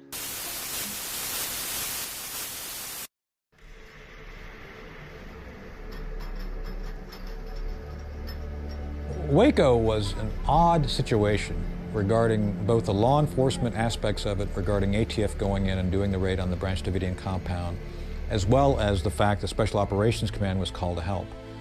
This is one of those situations where everything that could go wrong pretty much went wrong from day one. The Clinton administration and Janet Reno started looking for options. One of the options that they decided to engage on was bringing Special Operations Command in to advise them on quote-unquote psychological operations. When the Special Operations Command elements arrived, they began giving advice to the law enforcement individuals on how to go about implementing specific themes.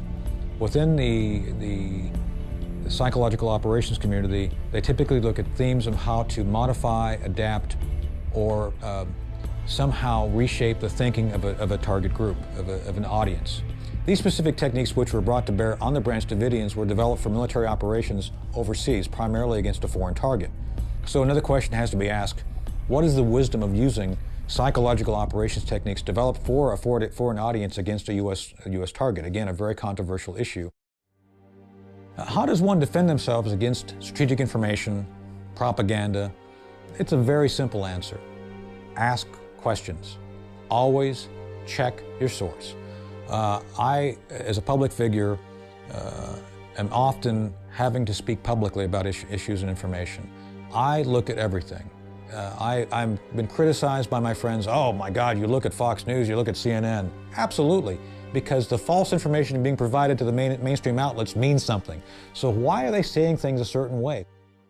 How are the habits of individuals changed and then reinforced to create new behaviors preferable to the collective?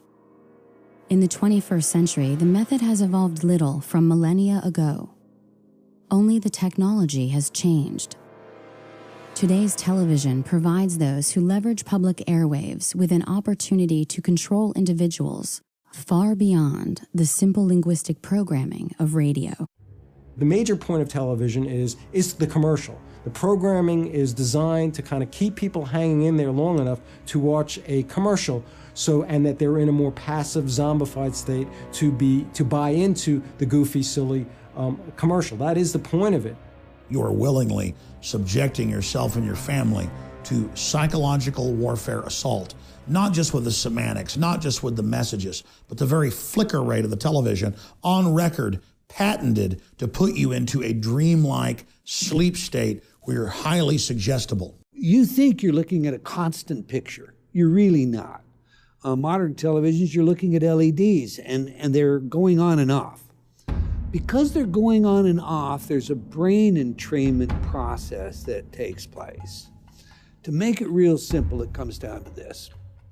Research shows us that the average person, when placed in front of a television set in less than 3 minutes, will go into alpha. Hypnosis is, for all intent and purposes, objectified by brainwave activity. If I'm looking at your brainwaves, an EEG, in normal consciousness, you're operating at what we think of as beta. So you're going to be 15 to 30 cycles per second. 30 is on the stress side, but that's typically where you're going to fall. In alpha, you're going to be 7 to 14 cycles per second, 8 to 14 cycles, depending on the scale. Now, alpha consciousness, for all intent and purposes, is a state of hyper-suggestibility. And it keeps people sedated. You know, they use them in televisions are used in prisons. They're cheaper than hiring more guards. Of course, people are going to be then told that it's okay not to just have one television, but to have 3, 4 televisions in a house, and to be not watching it just on a normal television set, but on their phone and on their laptop. And you want to normalize this kind of crazy thing of people spending 5, 6, 7 hours a day watching television. Television has been the ultimate tool of mind control. And for more than 60 years, children are set in front of it as a babysitter, while they are bombarded with images of violence and decadence and corruption. And what it does is it just acclimates the child that when they see a real person dying on the street, they don't go over and aid them. We see this happening because, oh, that's entertainment. In fact, people now have been recorded laughing at someone hurt because it's just more entertainment. They've had their basic empathy disconnected, cut off. The role of advertising has certainly evolved away from one of utilitarian necessity in communicating the form, function, and value of a product. The application of the behavioral and psychological sciences has played a seminal role in the way corporations now sell products to consumers in American society and internationally. In 1921, after leaving Johns Hopkins University, John B. Watson, the founder of behaviorism, took a job with the J. Walter Thompson Company, and by 1928, he was vice president of the entire firm. Watson introduced new market research techniques into advertising and discovered that sales could be influenced by manipulating images associated with brand names. For instance, blindfolded smokers could not tell the difference between brand name and generic. J. Walter Thompson remains one of the most powerful advertising agencies in the world today. Most people believe that you're going along through life making your own choices, making your own decisions, okay? You know, I decided to do this, I decided to do that, I did that. By watching the brain live time, neuromarketers today know exactly what product to place where, how to package that product, what colors you're going to respond to, what images you're going to respond to, what kind of pre-programming already exists that they can couple it to. And so when you have a society where people are being told at every level to consume, to buy their way into happiness, and that's their only salvation, that's their only way into happiness, is to then you have what I call a kind of fundamentalist consumer society. How is that problematic? Why is that dangerous? Well, when you have people who only care about buying things, you're gonna make people weaker in a lot of ways. You're gonna certainly make them less self-reliant. And when they're told that you just buy things, buy your way into happiness, they don't realize that you can gain strength by doing a lot of things yourself, okay? You also make people self-absorbed. I mean, a point of all advertising, which is the technology of consumerism, is to get people to care, over focus on every one of their needs and every one of their feelings. So if they're having a bad day, they must focus on that and focus on how depressed they are. Billions and billions and billions of dollars have been spent, privately and publicly, looking at how to tap into your psyche, how to cause you to make choices that you wouldn't otherwise make, to do things that you wouldn't otherwise do, to consume, whether it's a product or a plank in a political platform. I've also asked the school board to make a part of every day some kind of anti-violence, anti-gun message. Every day, every school, at every level.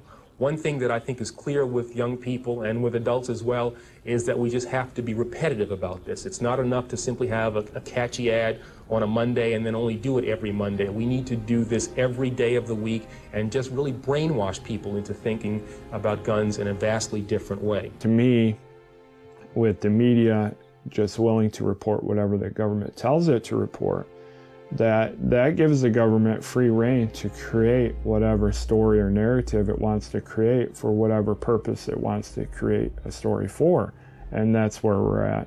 That's why when you put on the 6 o'clock news and you switch from one channel to another, they take their commercial breaks at the same time, they tell the same news stories, and they tell the same news stories at the same time. But then you go to the internet, you go to BBC out of London, or one of the other foreign news services, and you see all kinds of news that we never hear about here. Mass media today is the cutting edge of psychological warfare. And it is nothing but an all-out assault against the general public. When you watch mainline establishment television, you are putting yourself in front of the barrel of a gun.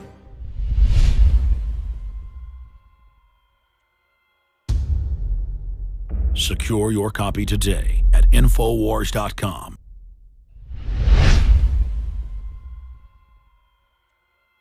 We're back. I'm going to talk to James Lane and Richard Grove right now. How are the ideas of Huxley's Ultimate Revolution integrated into American culture? And I want to discuss the pharmacological control of the anti-authoritarian personality. And I want to talk about what are the solutions to overcome the control. Well, the Huxley family was deeply into eugenics, and Aldous Huxley was a famous 20th century writer who died the same day as Jack Kennedy, oddly enough. So when you look into his writings about utopias that they were trying to create, a technotronic elite, these ideas of the ultimate revolution, that they would harness human beings and they would love their servitude through pharmaceutical methods and all these other things that he described back in 1961, these are really all reflections of MKUltra. And so when you ask who came up with these ideas of MKUltra, like that was an operational project. Whose needs was it serving? It's serving an elite class who's a predatory class. They're interest-specific kleptoparasites. They are of the same species, but they are preying on us. They are plundering our production, and they use knowledge, the knowledge gap as a power gap, as a wealth gap, and that is the harness of control. Well, I think the pharmacological control is seen today. I mean, we've kind of got an amalgam of Brave New World in 1984. And I mean, Huxley, when you read Brave New World, I mean, this is what is happening today. I mean, they actually call one of the drugs now Soma. You know, I mean, it's like they're not even hiding that. That's from Brave New World. Yes, yeah, it is. And the whole agenda was laid out there. And all you have to do is, you know. Well, it's like they're using 1984 as an instruction manual. And so now anybody goes in for anything. A kid is a kid. You know, we just called it daydreaming, but, you know, when I was a kid. Now it's like they want to shove ADD drugs down their throat. You know, anybody that goes in for the slightest thing, maybe you're having a bad day. Now all of a sudden you're diagnosed with this major disorder, and Big Pharma is giving you drugs. They're funding hospitals to where they go in, and if you want the money, well, you've got to push drugs as the only solution. And I think that this is, you know, Huxley called it how many years ago? Unbelievable. Let's go back to the clip here, the final segment of the film, then we're going to have extras. I want to talk about solutions at the end, and then intro some of these extras, because I haven't seen these. I've seen the film. I haven't seen the extras. You tell me how good they are. So intro these for myself and everybody else when we come back. Here's the conclusion of State of Mind.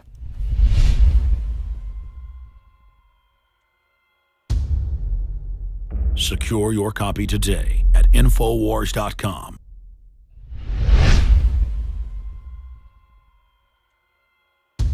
Cognitive dissonance occurs when individuals lack consistency in their methods of thinking, and thus, contradictory elements attempting to reside simultaneously as fact create frustration, confusion, anger, and aggression.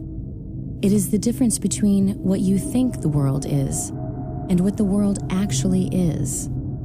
Cognitive dissonance is really, again, a fancy psychologist term for, again, some common sense, which is this tension that people will experience when they have two opposing kind of ideas. The role of psychology in advertising is to create cognitive dissonance, or the conflict between what you have and what you want, and to fill that void by adapting your behavior accordingly in order to achieve your reward. If an entire society can be properly dosed with mind-altering but culturally approved drugs, this cognitive dissonance may be largely assuaged. With social control as their aim, the ruling class sought to expand their ability to influence the individual. Mind games, those of psychological warfare and advertising, were simply not enough. The opportunity existed to employ chemical treatments, physically affecting the hardware of the brain, to complement the already existing harmful software in the form of effective propaganda and advertising. The tax-free foundations, including the Carnegie and Ford Foundations, followed the lead of the Rockefeller Foundation in the widespread funding of pharmacological solutions to social control. And they say, we will give you $1 million for your medical school if you teach pharmaceutical drugs in your medical school. So the doctors come out, they're very happy because they got this wonderful building, all these high-paid teachers, the best talent, the best brains you can buy, all funded by tax-exempt foundation money. But what comes out of that is that the doctors are taught drugs, drugs, drugs. Psychiatry itself as a profession is one gigantic mind control operation. What happens when the habits demonstrated by groups of individuals reflect the outsourcing of their intelligence to so-called experts and authoritarians who are self-appointed to make decisions on their behalf? You can have a psychiatrist testify in court that somebody has ADHD or clinically depressed or this or that, but every one of those official mental disorders is a total lie and a fraud because there is no diagnostic test for any of these disorders. Not ADHD, not bipolar, not depression, not schizophrenia, not anything that you've ever heard of that is a discrete mental disorder.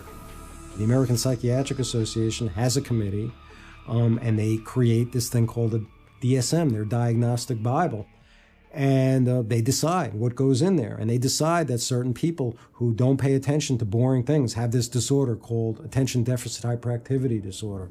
And if you accept that you have a disease, as opposed to like, well, maybe I'm somebody who can really pay attention to things that are interesting me, but I'm somebody who's stubborn enough to not really want to pay attention to things that are boring for me. And that maybe that's a good thing. That's how you maybe have something really a worthy contribution, as opposed to allowing people who are bores to fill up your whole life. You only want to listen to things that actually really are interesting for you. If you accept these ideas, though, that you have a disease or there's something essentially wrong with you, you're going to be more a prey to authorities controlling you. And some of these drugs, such as the SSRI antidepressants like Prozac, Paxil, Zoloft, and so on, are known to induce violent behavior, including suicide and homicide.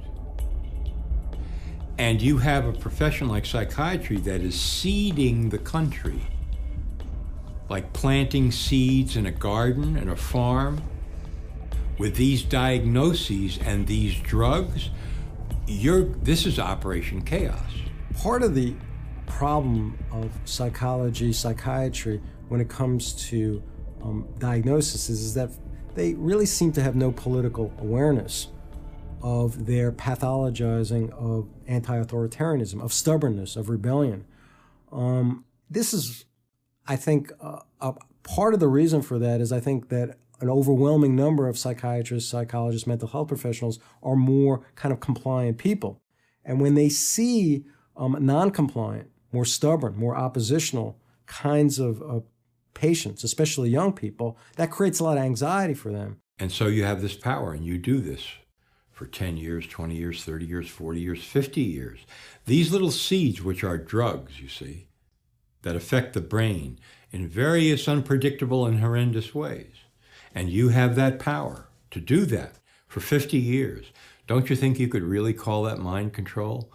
That's mind control par excellence. If habit is thus the enormous flywheel of society, and habit keeps us all within the bounds of ordinance, then it is our habits which enslave us to the so-called children of fortune. For their fortune exists only because our habits prevent us from outpacing the status quo and growing in the light direction. How might we begin to change our habits such that our actions are no longer in conflict with our needs as individuals to survive and thrive in this world? And what will happen if we do not resist? We're heading toward a system where we're going to have economic collapse, real crisis, be much worse than anything we've seen. We're going to be in a position where most people won't understand how it came about. They won't realize that it's the result of government policies, of corrupt politicians, and so therefore they're going to go to those same corrupt politicians and endorse the same policies, and we're going to get more of the same. And that is where we're headed. It all goes back to people who are smarter than us, who are polymaths, who are organized and have a lot of office supplies and infinite money because they can print it out of thin air and everyone else takes it and says, this is real. That's not real. Your mind is real, objective reality is real, wisdom is valuable because we can learn how to survive together with that. But all these things that they make us think are valuable, like petroleum or any of these other commodities, they're all fear-based. And if we just really understood what was going on and our voluntary role in it, we wouldn't play such a role in our own servitude. So we come to a point in our lives where it's fair to ask, what was the last original thought you had? The way you walk, the way you talk, the vocabulary that you use, all of these things are built into the expectation you have of yourself based on the role you have chosen to play in the theater of life as it's been defined to you. I think we're seeing what the consequences are of just complying with everything right now, because that's what most people in America do at this point in time. The consequences are every day you're losing more of your constitutional rights and your freedom is being taken away more and more and more by this all-encompassing security state being brought to you by your United States government. If you out there watching don't wake up and begin to investigate these facts and prove them for yourself and take action against these people, you are not just committing suicide against yourself, but against all of good humanity. The consequences to non-resistance of control is losing everything that makes us human, that we love, that we cherish. Now think about which laws have been passed recently to give you more rights. There aren't any. There aren't any at all. A lot of folks who are critical thinkers, they realize how powerful these kind of giant corporate government entity is out there. And that kind of understanding that a critical thinker has can be quite painful and can lead to them being depressed and apathetic and giving up. And so we see that throughout history, that a lot of your really great critical thinkers sometimes succumb to depression and substance abuse because they're so overwhelmed, as opposed to others who figure out that conundrum, that if I'm going to be a critical thinker, I'm going to see how powerful these oppressive authorities in my life are, but I can't allow that pain to make me just kind of give up into kind of fatalism and defeatism. Information, knowledge equals power and control. Whatever the public face of something is, whatever they're talking about publicly, there's something else over here they're probably not looking at. And that's why it's important for individuals to look beyond what is being presented publicly. It's input, processing, and output. And what we're trying to do is keep a clean signal, that's knowledge of that which exists, and to filter out the noise. And we do that by dismissing the arbitrary, things that aren't substantial, and identifying fallacies, because the way that people can effectively lie is through words, and it's through our own belief in these words that makes it take control of our lives. So in understanding these essential aspects of how they control us, we can learn individually to become free and to communicate amongst each other how to do that more efficiently. Don't buy the propaganda. Don't believe what's in the mainstream media. It sometimes is true, but often not. There's only one thing that we can do to change the course that we're now on, and that is to recapture the system. All of the positions of power in America today, and to a large extent around the world, are in the hands of collectivists, people who believe in the very system we have. They like it. First thing we have to do is we have to take the schools back, and then we have to educate the kids that, hey, this happened in the past. These are the things that happened. You have to have a conscience, and you have to take a stand. And no matter how many people want to get you in the group, don't be part of that, because you're going to lose your individuality if you become part of the group. You have to kind of forgive yourself, and once you do that, you can have greater compassion for other people who are still being victimized, who are still believing that those who are controlling their lives actually care about them. A large segment of the population that are so-called conspiracy theorists, but I don't have a problem with these people. They should be questioning things that are going on, because we can't trust the media to accurately report stories. Activism can help a society that's already falling under the weight of its own stupidity fall a couple of generations earlier, all right, to be able to move into a healthier society. When you get down to the ideas of what we can do to free ourselves, you have to first look at what exists. So what exists is this system is organized, it is there to control the crowd. And if you do not resist it, you lose all individuality, you lose your identity, you outsource your thinking, you are being denied your life. And that is every bit as serious as someone trying to stab you in the back, because without your life, liberty, and the ownership of your own work and your own labor, you have no rights under their systems. Freedom means freedom, not some freedom, but all freedom. As long as you don't take away the life, liberty, or property of your fellow man, you should be free to do everything that you want to do. That's what built this country in the first place. So the solution to the problem is to return to that high ideal, return to that high ground. Then everything is possible. You don't have to like the system you're in, and frankly, you have every right to speak out against it. Freedom of the individual is where you start. And then the individual can say, what am I going to do with my own freedom? How am I going to use my imagination and my creative power to invent realities of my own and make them fact in the world, as opposed to sitting back here passively and letting elites manufacture reality for me.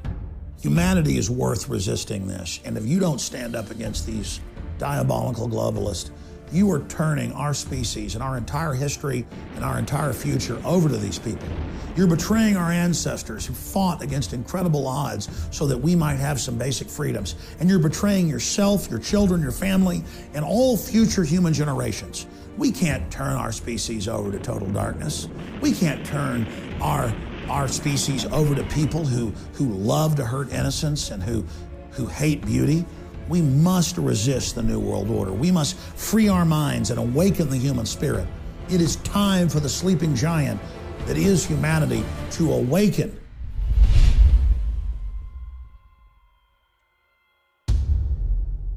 Secure your copy today at Infowars.com.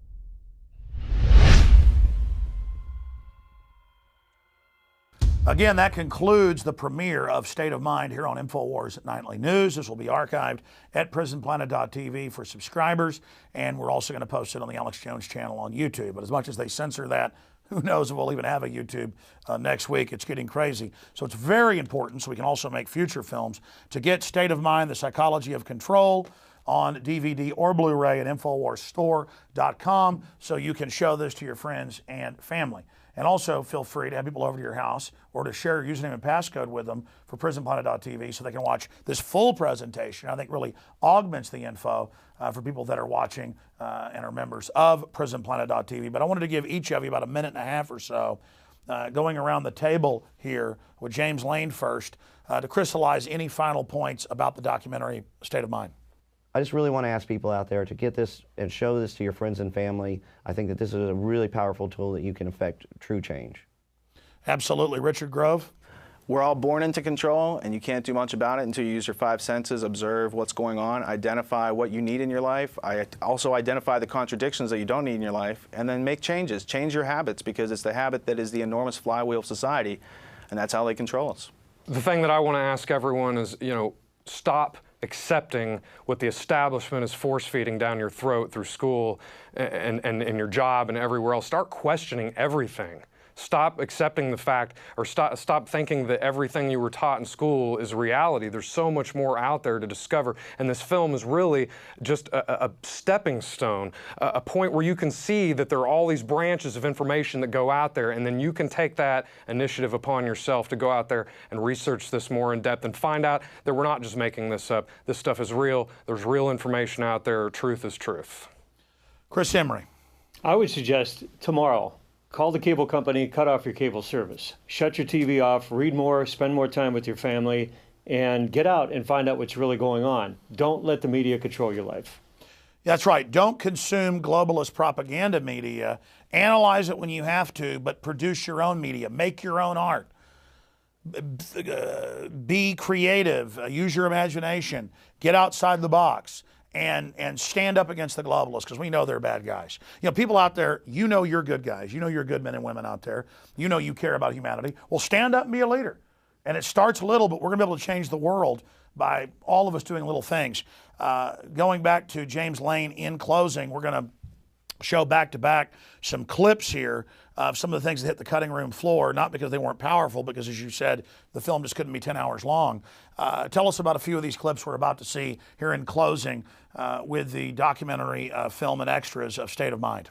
Well, we got a few clips here. We got one from Anthony Schaefer. He had so much information that we just couldn't put in the film.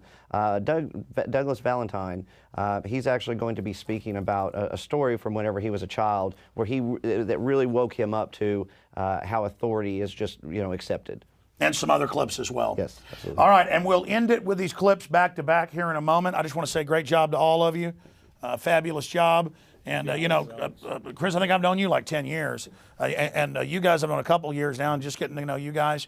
Very, very exciting what you've done. And it's good to see independent filmmakers out of the gates in just the last few years put out 2 great films. So we salute everybody involved there with Free Mind Films. And I hope that all of you will support what they've done and the InfoWar by getting it on DVD and Blu-ray at InfoWarsStore.com, the exclusive distributor online of these documentary films. And so here are some of the clips from the film that did not make the final cut. And then we'll see you back tomorrow night, Lord willing, on the Thursday edition of InfoWars Nightly News.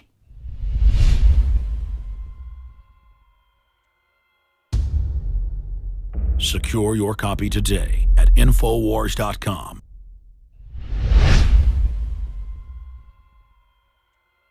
Secret society, people think, oh, they don't exist anymore, do they?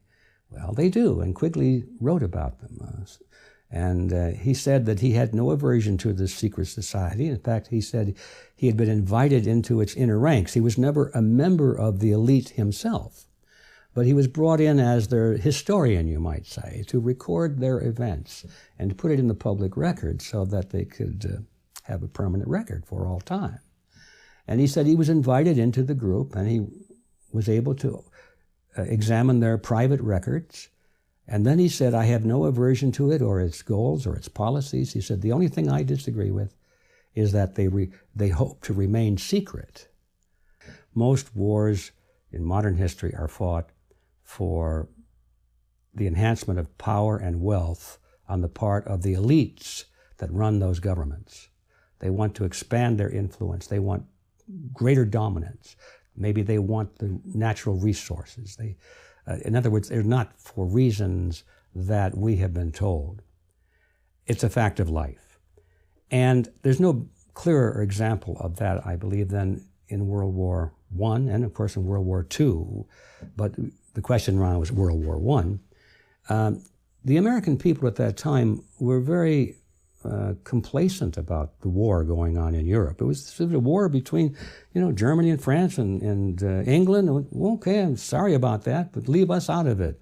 We declared our neutrality and everything, and we just said, we hope you guys work it out real soon, which is the way we're supposed to be, There was no particular national interest on our part to be involved in that war. We weren't that threat. And besides, according to our Constitution, the only purpose of our government was to protect us to protect our lives, our liberty, and our property. If it didn't touch in those areas, we're out of it because the Constitution forbids that power to the government. Anyway, that's how the American scene was at that time. And people in finance and in government really had a different point of view because, you see, J.P. Morgan at that time was the bond broker for the British bonds. The British government was trying to raise money. In addition to taxes, they were borrowing it through bonds, so they were issuing bonds. And J.P. Morgan was given the franchise to sell those bonds in America, and he sold a lot of them. Advertisers have done is they've looked at Freud and psychology, and they've looked at the id, the ego, the superego, the thanatos urge. They've looked at the conflict that Freud discussed that human beings live in, this psychic tension, the impossibility to live up to the requirements of a superego, a perfect parent, the libidinal urges that drive us towards sexual impulses and gross behavior that we have been trained, and fortunately so, to harness and find socially acceptable ways to act out. Now, because they're aware of this tension, because they're aware of this heightened arousal, this anxiety that exists, they look at how they can tweak it, how they can play on it. If, for example, I can cause an arousal and associate that arousal with a product, just as with Pavlovian conditioning, you're more likely to remember that product, especially if I have repetition in it. I've learned in my life that what really matters is helping other human beings. And when I help somebody, I get that feedback that says, your life matters. This day mattered. You're here, and it's good you're here. And that is a self-actualizing principle. To appreciate it, in my view, you have to first understand who you are, break free from this manipulation, stop the cycle that we all get caught in, and convolute the model. Convolute the model instead of looking, what is it that I can get? Maybe think back to Kennedy's words. It's what you can give. Don't ask what you can get from your country, but what you can give to your country. Don't get up in the morning with, how much do I get, but what can I give? I know this. It doesn't matter if you're an attorney, you're a doctor, you're a plumber, you're an auto mechanic. When you do your very best to help that person that comes to you as a customer, not to take their money, but to help them, to sincerely help them, you make a difference. Doing your very best is as close as you're ever going to get to being your very best. Cheating yourself by whatever means, whether it's on your taxes or not keeping your word or cheating yourself, is cheating yourself. I'll say it again. Doing your best is as close as you'll ever get to being your very best, and there's very few of us in pursuit of that today. The fact that I can speak here freely to you, to all of us, is a great, I think, indescribable benefit of our society, one that we should defend tirelessly. The idea of free speech, free expression is the best antiseptic against manipulation, against propaganda, against information operations. And that's why it's so critical that we as citizens always try to seek the truth, always try to be true to what's best for the country, e pluribus unum, versus what may be good for the short-term benefit, the idea of short-term gain, basically giving up freedoms. Giving up freedoms is never a good idea, and frankly, once you give them up, it's always harder to find them again in the long run. Excellent. One more question. We can keep it short. You've already basically answered Sure. this, but we can. how do people, I mean, we're going to be talking to the audience now, how do the people who are learning about this, how do they defend themselves against strategic messaging that is not in their best interest? How does one defend themselves against strategic information, propaganda? It's a very simple answer. Ask questions. Always check your source. I, as a public figure, am often having to speak publicly about issues and information. I look at everything. I've been criticized by my friends, oh my God, you look at Fox News, you look at CNN. Absolutely, because the false information being provided to the mainstream outlets means something. So why are they saying things a certain way? What does this really mean? Even false information means something. So that's why it's important to understand what's being said, when it's being said. In addition to that, then, you want to go to blogs, you want to go to original sources where people have firsthand experience. And you got to combine all of these things to understand the world. The world is a complex entity. Frankly, one of the things which has happened that goes beyond, say, 2,000 years ago is the level and scope and availability of information. We are inundated with information. That's why it's even more important for individuals to sort through it as rapidly as possible, to seek the truth. And frankly, you know, people, I think, are smart enough to understand when something's true and something's not. I guess you could call it your spidey sense. If something doesn't look right or smell right, it probably isn't right. So go with that. Try to understand why you feel that way. Always ask questions. Never accept simply what is presented at face value. Trent Lott, Senator Trent Lott spoke to me one time in the Fox Green Room when I first became a public figure in 2005. And his guidance to me has resonated. There's 2 points he wanted me to remember. He offered 2 points of advice. First point of advice was, in Washington, D.C., in this town where we're talking right now, it's never good to be right ahead of your time.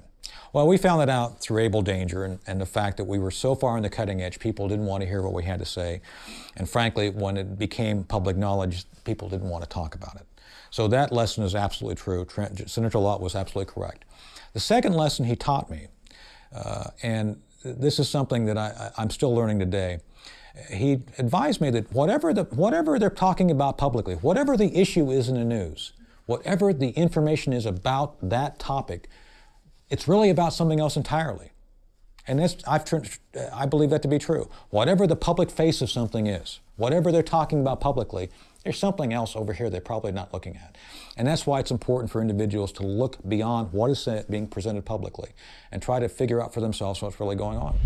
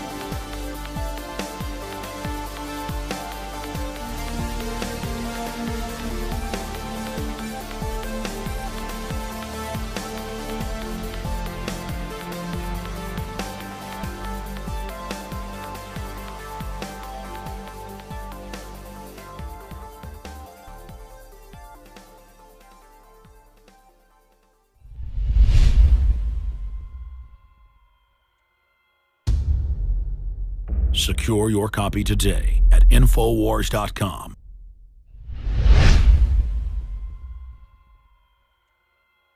Now you can watch The Alex Jones Show live as it happens at Infowars.com/show.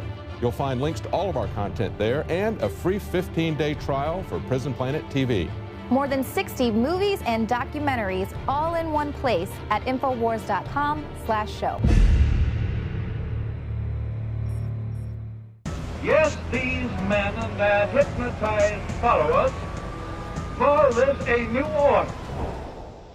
It is not new, and it is not order.